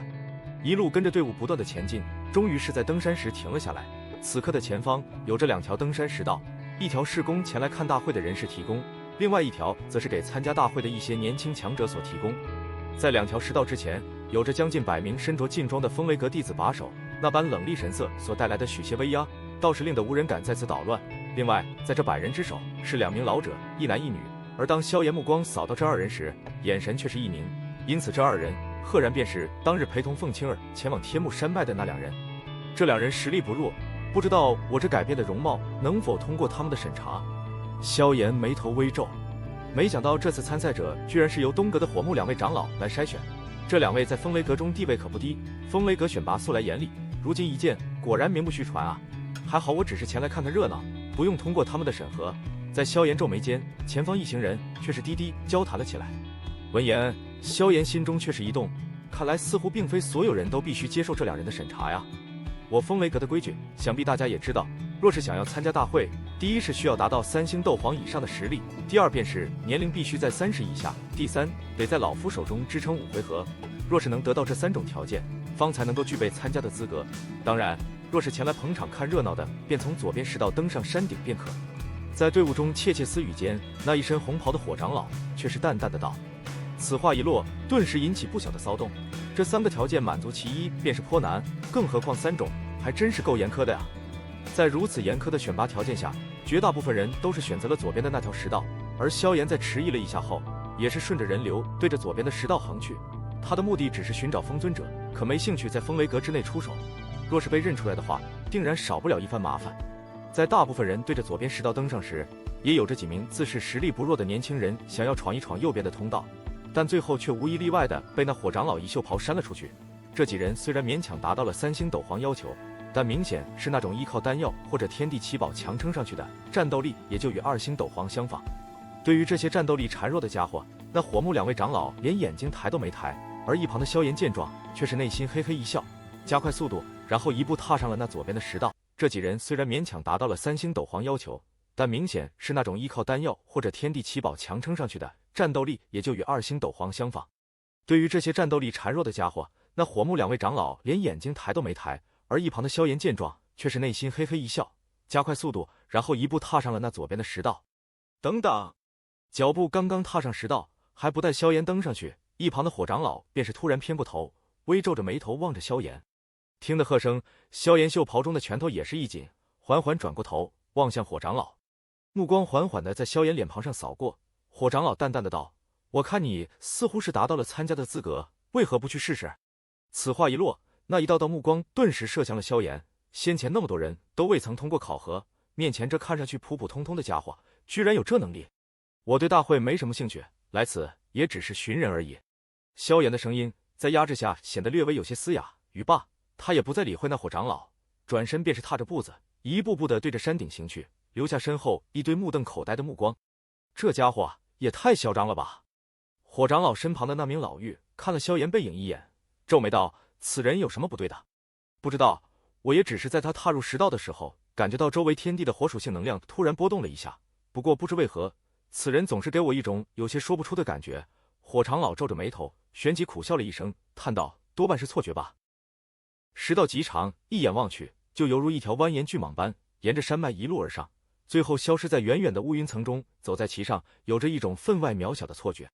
萧炎步伐倒是不急不缓，一步步的缓缓对着山顶之上行去。在山道的两侧布满着一种银色的巨树，这种树木颇为奇异，并没有丝毫枝叶，整体看上去就跟一根直挺挺的柱子一般。而最令得萧炎惊诧的是，在这种银色巨树之内，蕴含着一种颇为浓郁的雷电之力。若是有灵魂力量感应的话，则是能够发现一袅袅的雷电之气顺着巨树之顶源源不断的涌出，最后升入天际的那些乌云之中。驻步望着这一幕，萧炎若有所思。这雷山之所以会拥有着如此恐怖的风雷之力，恐怕与这种奇异的树木有着不小的关系。有了这些银树提供雷之力，天空上的乌云便是永远不会消散。如此一来，在这里修炼雷属性功法的话，则是将会取得事半功倍的效果。这风雷阁果然会选地方。心中啧啧的赞叹了一声，萧炎脚步刚动，一道清澈的鹤唳声突然响彻而起，旋即众人便是见到一只绚丽的七彩巨鹤正振翅自山底飞掠而下，最后直冲向山顶。七彩巨鹤啊，那上面的莫非便是风雷阁的那位凤小姐？见到这七彩巨鹤，山道之上顿时响起一道道惊呼的艳羡之声。萧炎目光也是停顿在那只七彩巨鹤之上，他并未多看那七彩巨鹤一眼，其视线紧紧地锁定着巨鹤背上的那道曼妙倩影。从那熟悉的身影来看，此女的确便是那凤青儿。巨鹤并未因为山道上的一道道惊呼声而有所停留，巨翼一震，便是冲进云层之中，旋即迅速消失不见。待得巨鹤消失，萧炎也是缓缓收回目光，眉头忍不住的皱了皱。此女身上一定有着什么东西遮掩了她的气息，不然的话，不可能以萧炎如今的实力，还是看不透她的实力。看来这女人有些不简单啊，四方阁的人我都见过，真要说起来，还是这凤青儿危险程度最大。萧炎面露沉吟之色，在心中喃喃自语道：未知的方才是最为可怕的。唐英、王晨、穆青鸾三人虽然实力也极为强悍，并且都是具备与斗宗强者一战的底牌之力，但他们三人都并未给予萧炎这种危险的感觉，唯有这凤青儿让他看不透。如果所料不差的话，恐怕这届的四方阁大会最后的胜出者会是这个女人。萧炎轻叹了一声，这种想法他并没有什么实际的证据，但隐隐间的一种感觉却是让得他这般认为。对于这凤青儿，或许是因为风雷阁的缘故，萧炎谈不上什么好感。虽然对方的容貌气质皆是上上之选，但从一开始他对其便是有着一些芥蒂，因此若是看着他取得那最后的大会胜利，心中倒也是有着一点点的小不爽。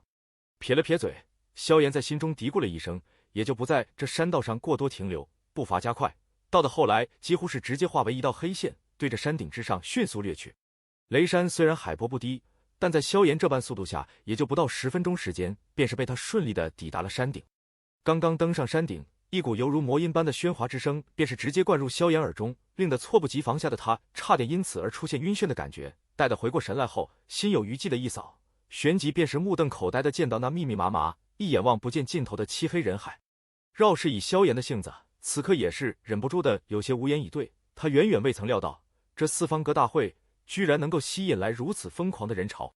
愣了片刻，萧炎也终于是认命的叹息了一声，身形一动，掠上一根银色巨木之上。此刻的四周的那些奇异银树上也是有着不少人的矗立，因此萧炎的这般举动也未曾引来多少目光。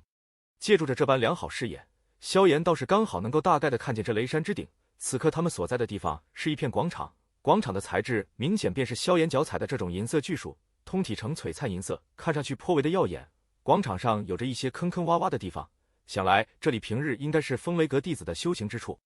整个天幕山顶最引人瞩目的莫过于那一座巨大的银色巨塔，此塔高度至少不小30-40丈，极为雄伟。在塔身之外，雷光闪烁不停，而那塔尖处却是直接插进去了云层之中，给人一种极为神秘的感觉。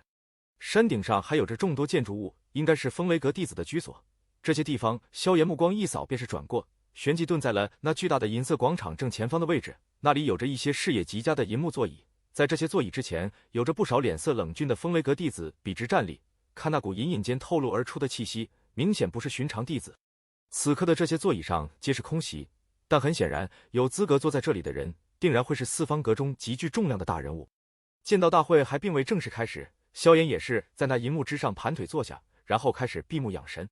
萧炎的养神时间并未持续多久，一道清脆的钟吟声便是突然晃悠悠的在雷山之上响起。旋即众多矫健身影自山顶中闪掠而出，最后分散而开。这些人影分散的位置极佳，刚好是将整个山顶包围其中，任何人有所异动，都将会被这些眼力毒辣的护卫第一时间锁定。风雷阁的弟子果然训练有素，在钟吟声响起时，萧炎目光也是睁了开来，随意的瞥了一眼周围那些人影散布的位置，旋即在心中暗自道：轰！在萧炎心中自语间，一道巨大的霹雳突然猛地自云层之中暴掠而下，刹那间的强光几乎令得大部分人皆是习惯性的将眼睛闭了上去。萧炎微眯着眸子，望着那道巨大的雷电霹雳，在那里有着几道身影缓步行出，最后落在那银幕座椅之上。目光一扫，萧炎的目光立刻便是顿在了一道熟悉的身影上，当下眼中掠过一抹冷意。费天，居然是风雷阁的4位阁主，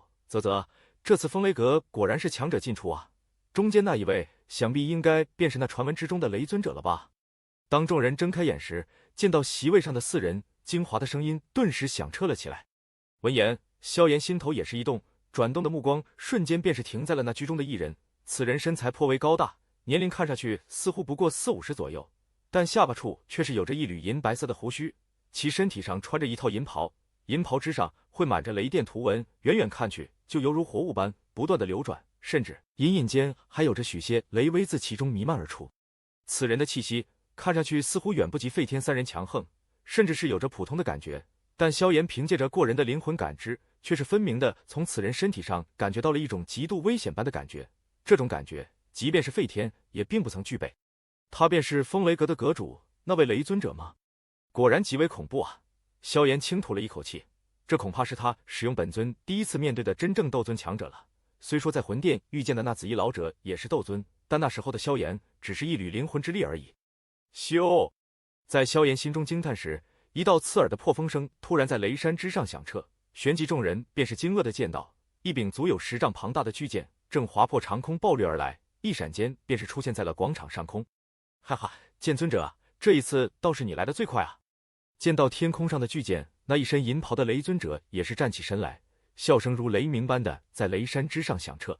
巨剑一阵轻颤，旋即居然是化为无数光点蹦碎而去，而其上2道身影却是徐徐自天空落下，旋即落在席位之上。2道身影，一老一年轻，年轻者萧炎眼熟，因为正是那万剑阁的唐英，在其身旁的老者身形略有些矮小，一身麻布衣衫，看上去就犹如芸芸众生中不起眼的小老头般，但在场的人却都是知道，这个小老头也是跟那雷尊者等级相同的可怕存在。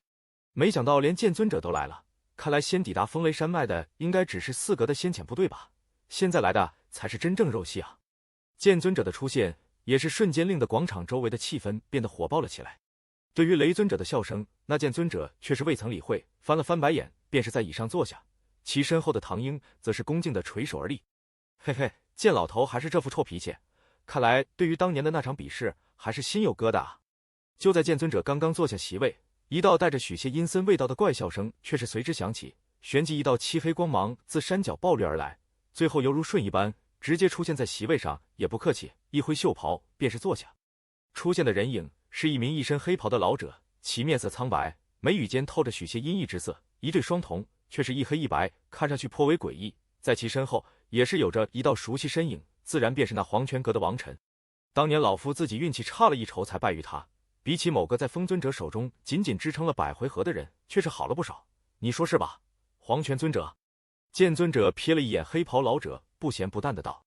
听得此话，那黑袍老者眼神顿时阴寒了下来，然而其刚欲出言反讽，脸色却是微微一变，阴森目光紧紧地盯着天空。那里一道宛如龙啸般的风声突然传来。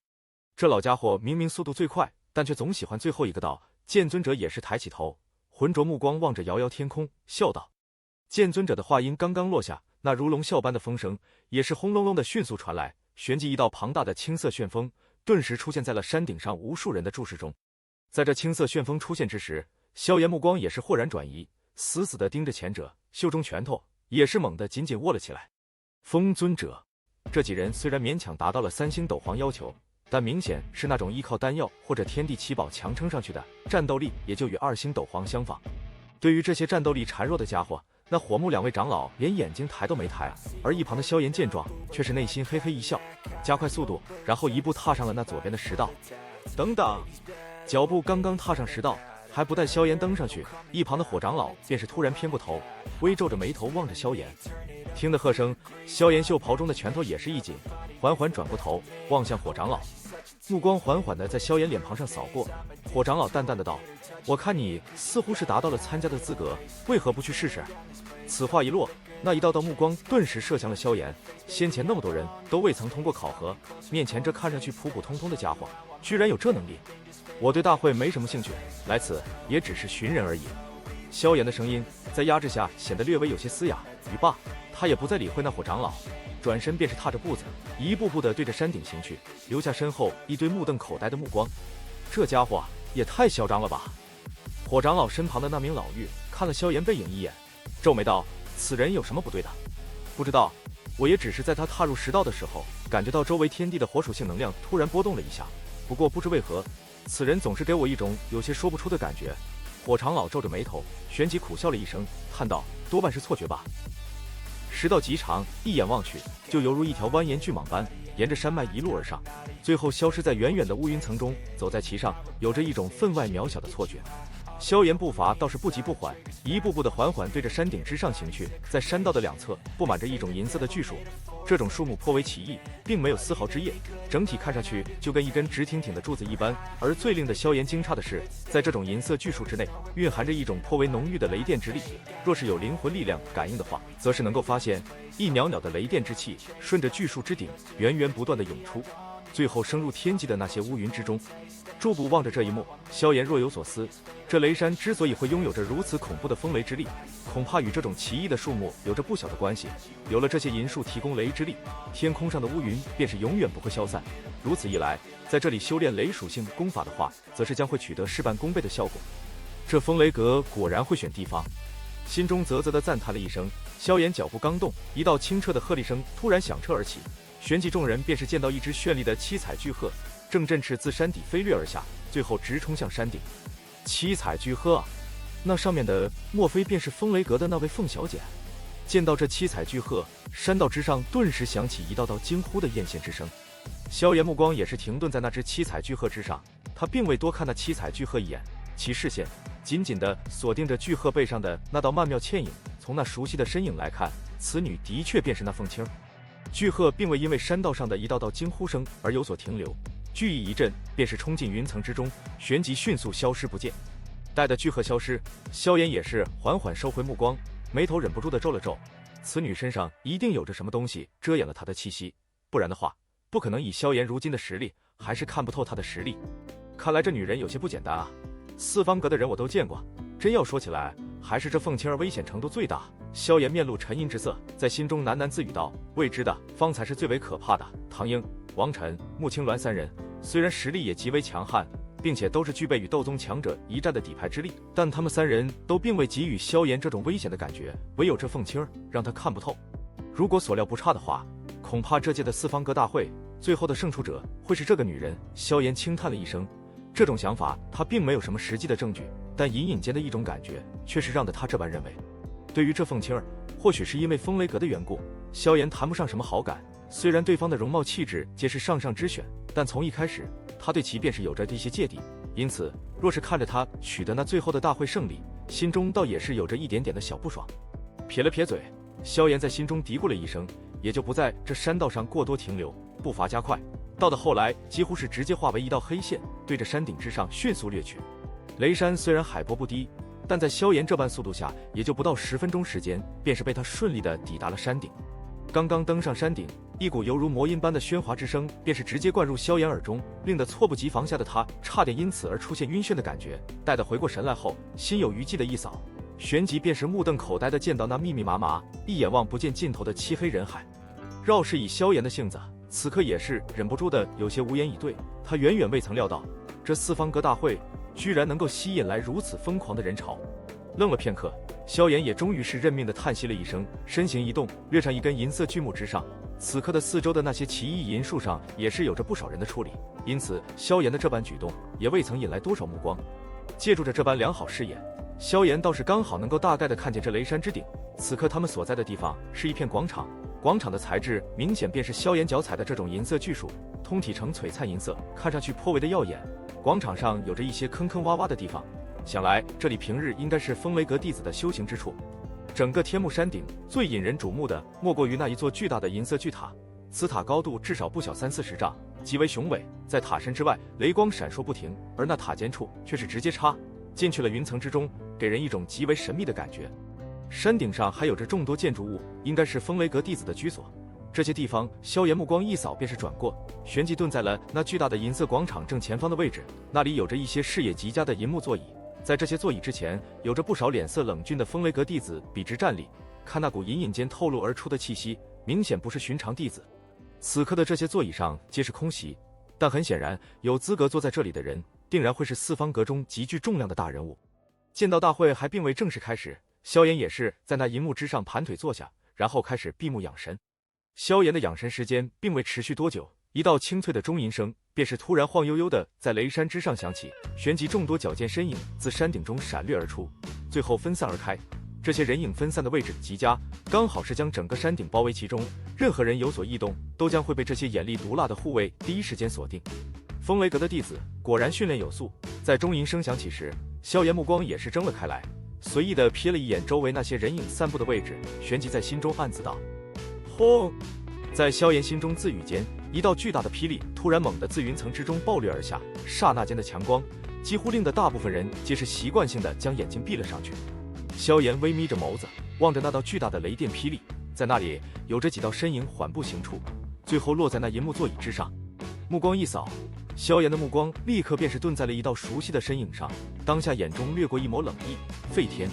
居然是风雷阁的4位阁主，啧，这次风雷阁果然是强者进出啊！中间那一位，想必应该便是那传闻之中的雷尊者了吧？当众人睁开眼时，见到席位上的4人，精华的声音顿时响彻了起来。闻言，萧炎心头也是一动，转动的目光瞬间便是停在了那居中的一人。此人身材颇为高大，年龄看上去似乎不过40-50左右，但下巴处却是有着一缕银白色的胡须。其身体上穿着一套银袍，银袍之上绘满着雷电图文，远远看去就犹如活物般不断的流转，甚至隐隐间还有着许些雷威自其中弥漫而出。此人的气息看上去似乎远不及费天3人强横，甚至是有着普通的感觉，但萧炎凭借着过人的灵魂感知，却是分明的从此人身体上感觉到了一种极度危险般的感觉。这种感觉，即便是费天也并不曾具备。他便是风雷阁的阁主，那位雷尊者吗？果然极为恐怖啊！萧炎轻吐了一口气，这恐怕是他使用本尊第一次面对的真正斗尊强者了。虽说在魂殿遇见的那紫衣老者也是斗尊，但那时候的萧炎只是一缕灵魂之力而已。咻！在萧炎心中惊叹时，一道刺耳的破风声突然在雷山之上响彻，旋即众人便是惊愕的见到，一柄足有10丈庞大的巨剑正划破长空暴掠而来，一闪间便是出现在了广场上空。哈哈，剑尊者，这一次倒是你来得最快啊！见到天空上的巨剑，那一身银袍的雷尊者也是站起身来，笑声如雷鸣般的在雷山之上响彻。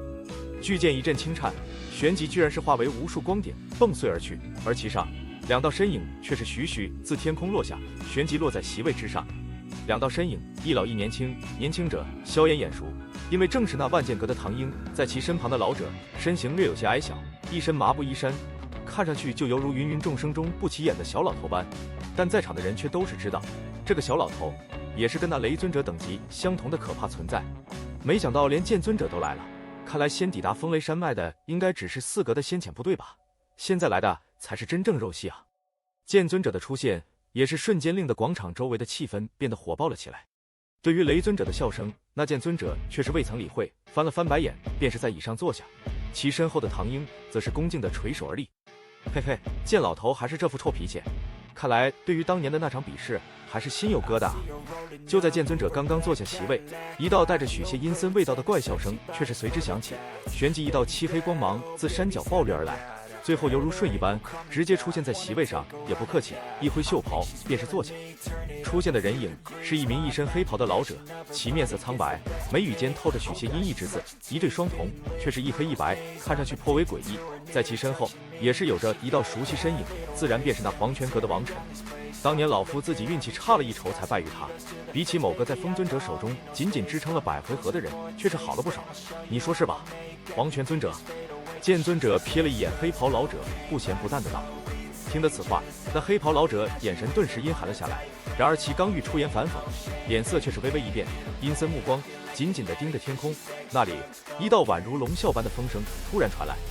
这老家伙明明速度最快，但却总喜欢最后一个到。剑尊者也是抬起头，浑浊目光望着遥遥天空，笑道。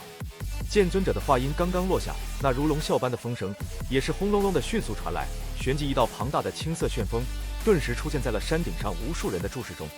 在这青色旋风出现之时，萧炎目光也是豁然转移，死死地盯着前者，袖中拳头也是猛地紧紧握了起来。风尊者，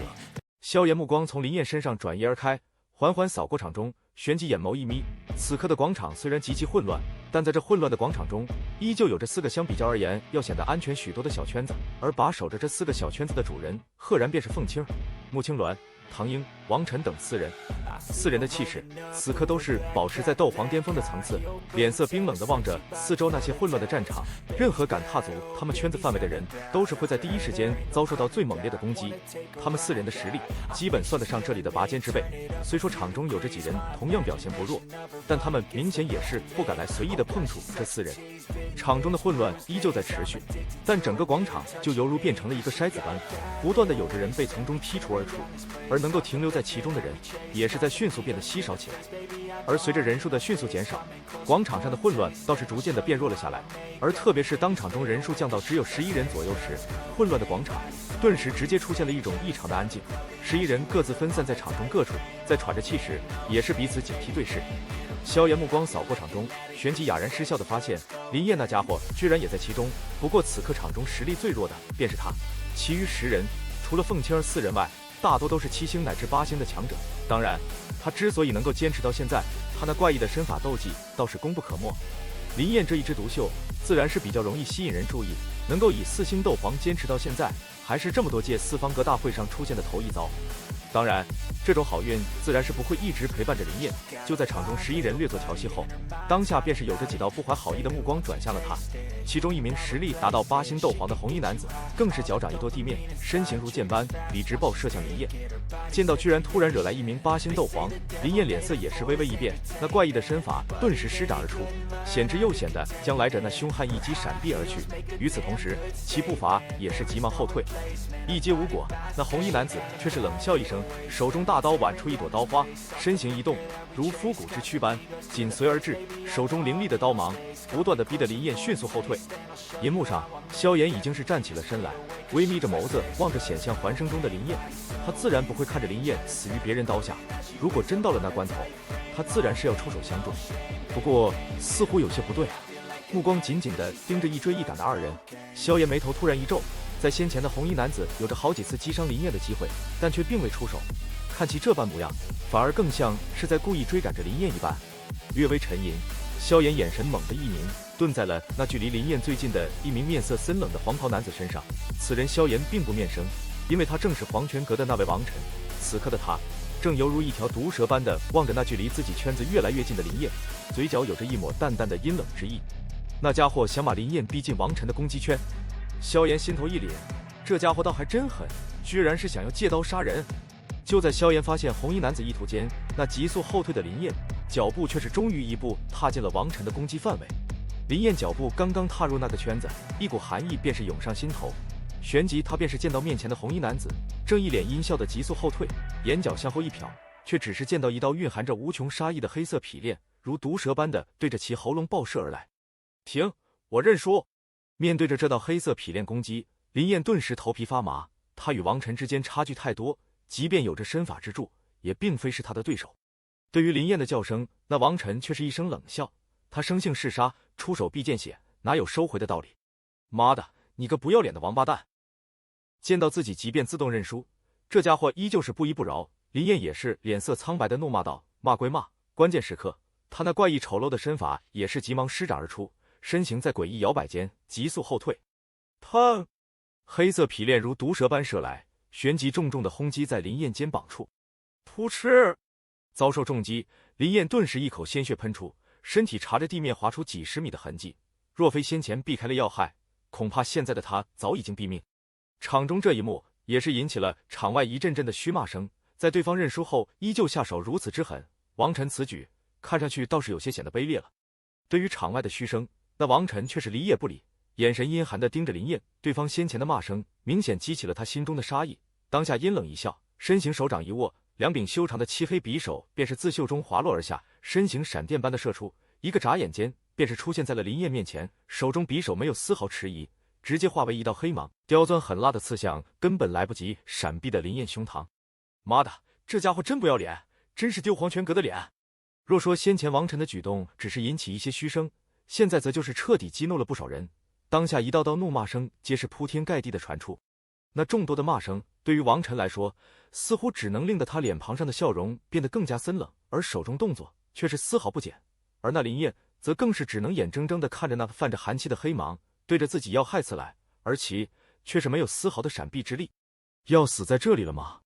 一道低低的自语声在林燕心中响起，而就在其准备闭目等死之际，一道吸力突然自后方暴涌而出，而其身形也是不由自主的暴退，旋即他便是感觉到一只温暖的手掌拍在了其肩膀上，然后一道似曾熟悉的无奈声音毫无预兆的在耳旁响起：“你这家伙没事来这种地方掺和什么？”耳旁突然间响起的声音令得林燕一怔，脑中思绪停滞了瞬间，旋即眼睛猛然一瞪，陡然转过身。而当其见到那张陌生的脸庞时，眼中迸发而出的狂喜却是化为一股愕然。嘘，别出声。见到林燕那愕然神色，萧炎却是一笑，低声道。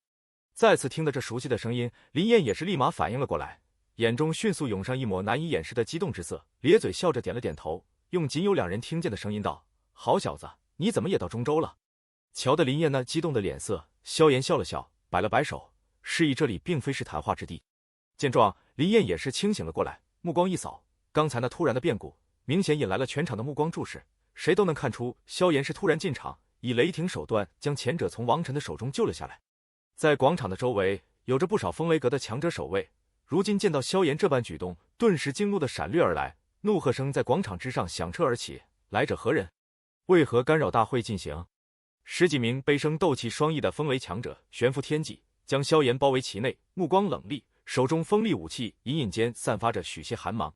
突如其来的变故同样是有着出乎那王晨的意料，而在其回过神来时，阴冷的目光顿时凝在了萧炎身上，手中两把漆黑色匕首轻轻摩擦着，发出滋滋的令人心寒之声。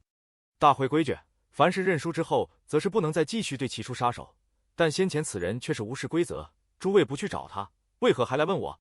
萧炎松开抓住林燕肩膀的手掌，抬头瞥了一眼那10几名风雷阁强者，淡淡的道：“由于不想在这里便暴露身份，因此萧炎的声音也是被特意压制的有些嘶哑。”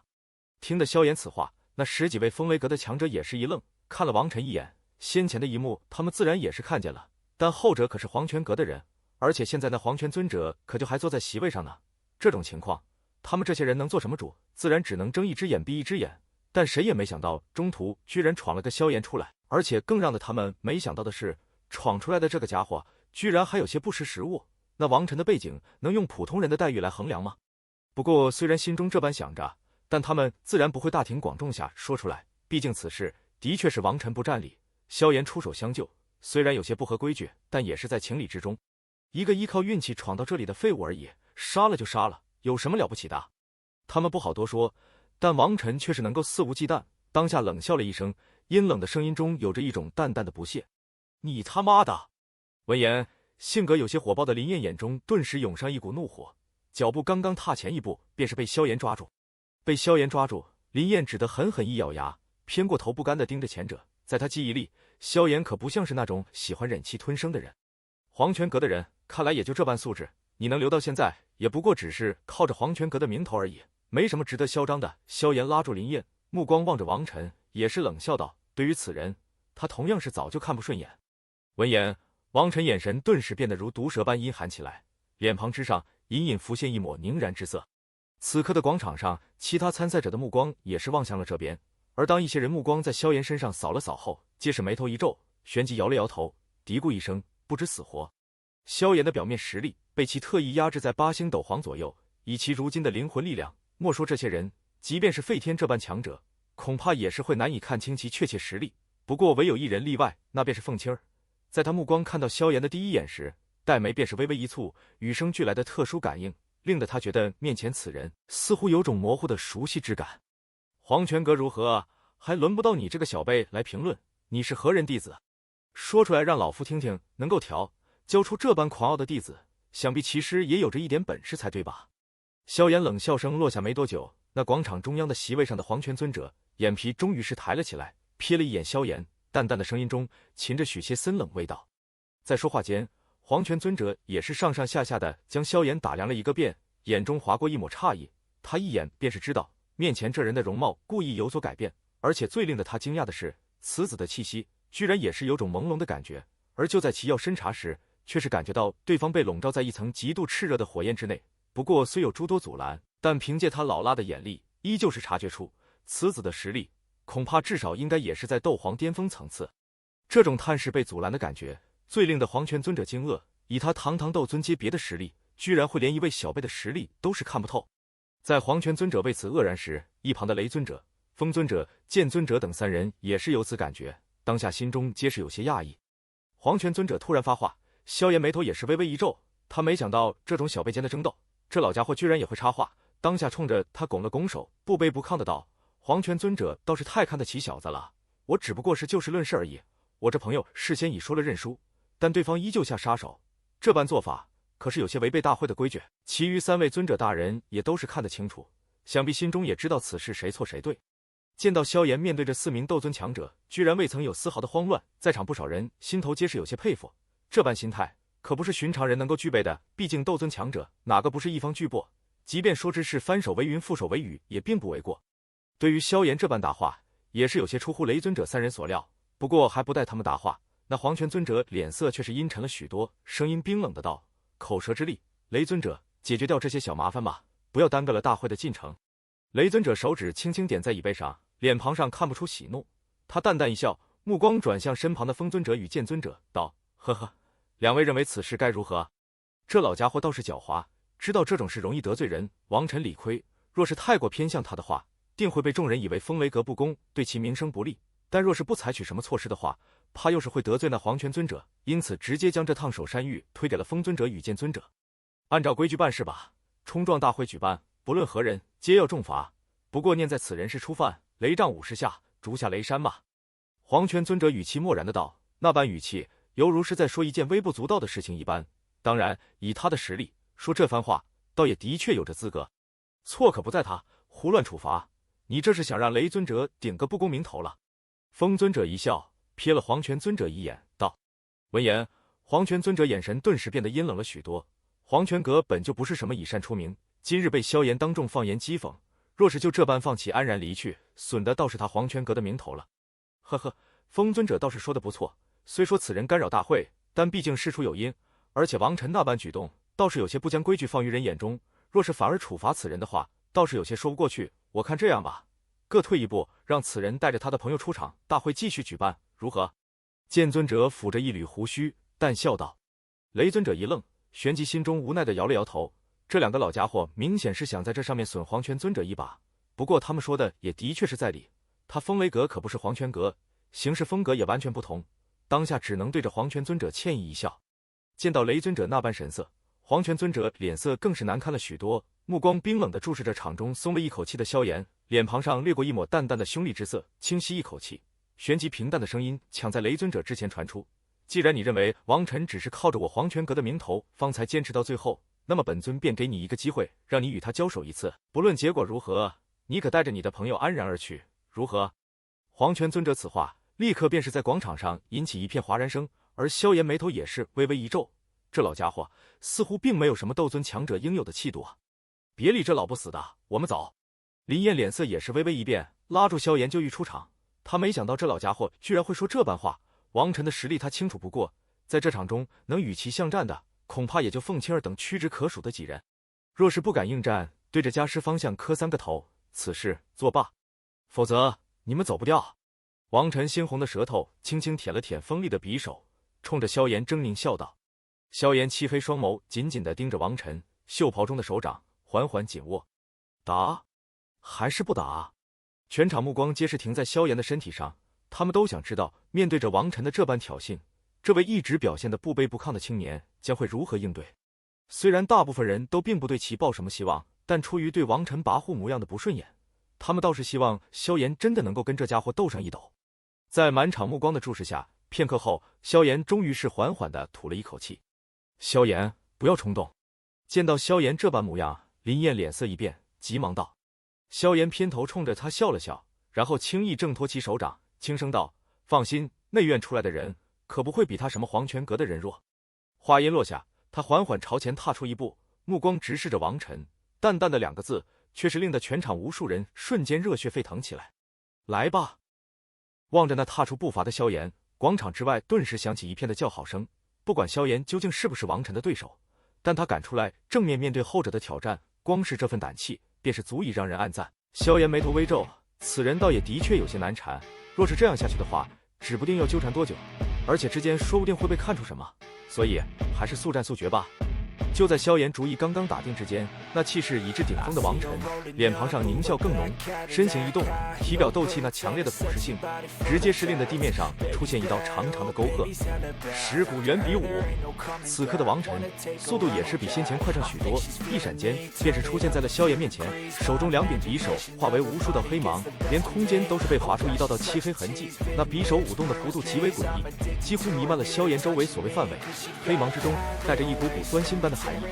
萧炎眼神微凝，这王晨所施展的必然是一种高阶斗技，而且怕等级还不低，这黄泉阁能够并列4个之一，果然也不是虚名。入何由深池？手中重尺也是在此刻随其心动，迅速带起一道道齿影，形成密集的齿网，将萧炎身体寸寸包裹。叮叮叮叮叮叮，铺天盖地的黑芒尽数倾泻在齿网之上，清脆的声音顿时连绵不绝地爆发而起。每一次清脆声音响起，一股庞大的能量波动便是会迅速暴涌而出，在那坚硬的银幕广场上带出一道道蜘蛛网般的裂缝。望着场中那眼花缭乱的交手，周围顿时响起一道道精华之声。谁都未曾想到，萧炎在王晨将体内斗气发挥至巅峰之刻，居然依然能与其交战，并且不落下风。到了这种时候，再蠢的人也是能够看出，萧炎之所以会选择迎战，并非是什么鲁莽之举，而是真正的有着与对方匹敌的实力与资格。席位上，黄泉尊者脸庞上的笑容也是越来越少，到的后来几乎彻底的变成了阴沉之色。在他的感应中，萧炎的气势正在不断的攀升，短短几个呼吸间便是接近了王晨，而且还是攀涨。风尊者、雷尊者、剑尊者等人脸庞上也是逐渐浮现一抹惊讶，旋即若有所思。此人果然是掩藏了真实实力。这样看来的话，好像不妙的，反而要变成那王晨了。一想到此处，风尊者与剑尊者脸上不由得涌上一抹细微的弧度。在他们二人幸灾乐祸间，场中变故陡生。只见得那一直包裹着萧炎身体的石影猛然消散，而一股远比王晨更加强悍的气息，顿时如山峰自平原拔地而起般暴涌天际。磅礴的斗气轻易地冲破王晨的匕首构建的刃网，池影闪掠，一朵诡异火焰在池顶闪电凝聚。陆河游深池，陆河火。陆河游深池分有3个境界：烈火、游深火、陆河火。3个境界威力也是差距极大。但自从修炼此死法之后，萧炎很少动用陆河游深池的攻击之技，因为他更看重的是陆河游深池的防御之法。当然，这自然便不能说陆河游深池没有可取之处，能够达到地阶中级的层次。这陆河游深池的攻击力，若是发挥到极致，自然是要比燕分尸浪尺更强。不过以前的萧炎因为实力的缘故，因此顶多只能施展出烈火，游深火则是有些勉强，而至于陆河火嘛，则更是有些遥远。但此次突破至斗宗，却是令得他的所有一切都是在一夜之间突飞猛长了起来。这陆河游深池也是直接跨越到陆河火的境界，而这便是晋升斗宗所带来的种种好处。斗宗与斗皇是2个截然不同的层次。一名斗皇巅峰想要越阶挑战一名斗宗强者，若非是真正的拥有着一些极强的底牌，否则的话，那下场定然将会极为的凄惨。毕竟这2者间差距太大。而自从在突破至斗宗之后，这也是萧炎首次施展陆河游深池的陆河火。不过虽然他也是有些难料威力，但却知道绝对会比全力施展燕分尸浪尺更为强悍。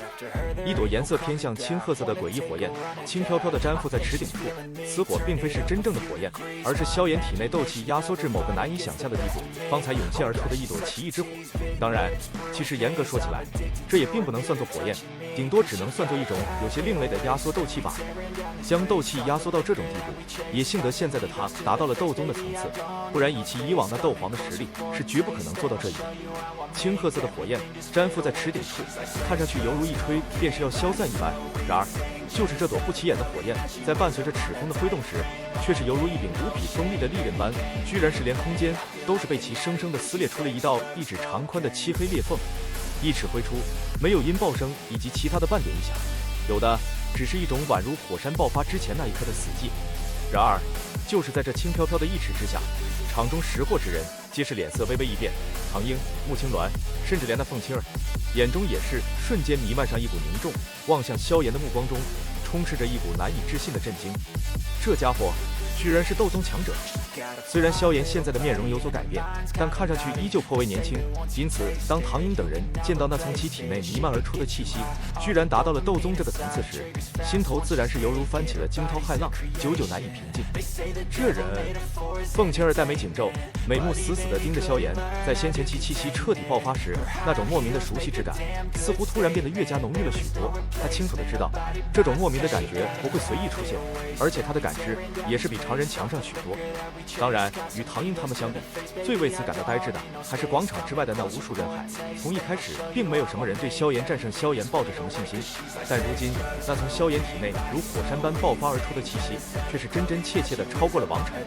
王晨是准斗宗，那么超越了他的萧炎，将会是何等层次？答案只有2个字：斗宗。失去了前面那个准字，但其中的差距却是宛如天壤之别。这家伙居然达到了斗宗层次。场地边缘处，林燕也是目瞪口呆地望着萧炎的背影。当年在离开加玛帝国时，他分明地记得萧炎不过才是斗王巅峰的实力，然而如今短短几年时间，竟然便是一跃成为了斗宗般的存在。这种修炼速度也实在是太过可怕了点吧。要知道，他能达到这4星斗皇层次，也是在一次偶然中得到了一位前辈的传承，实力方才会突飞猛进许多。但这原本引以为傲的速度，与现在的萧炎比起来，似乎反而是不值一提了。虽然林燕一直对萧炎颇为佩服，但此次再见面，最高的猜测也只是认为后者实力顶多与那王晨持平，但却从未想到过萧炎能够真正达到斗宗的层次。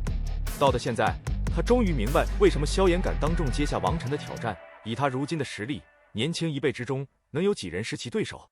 即便是这王晨，在有着黄泉阁那等庞然大物的支持，也不过方才达到准斗宗的层次。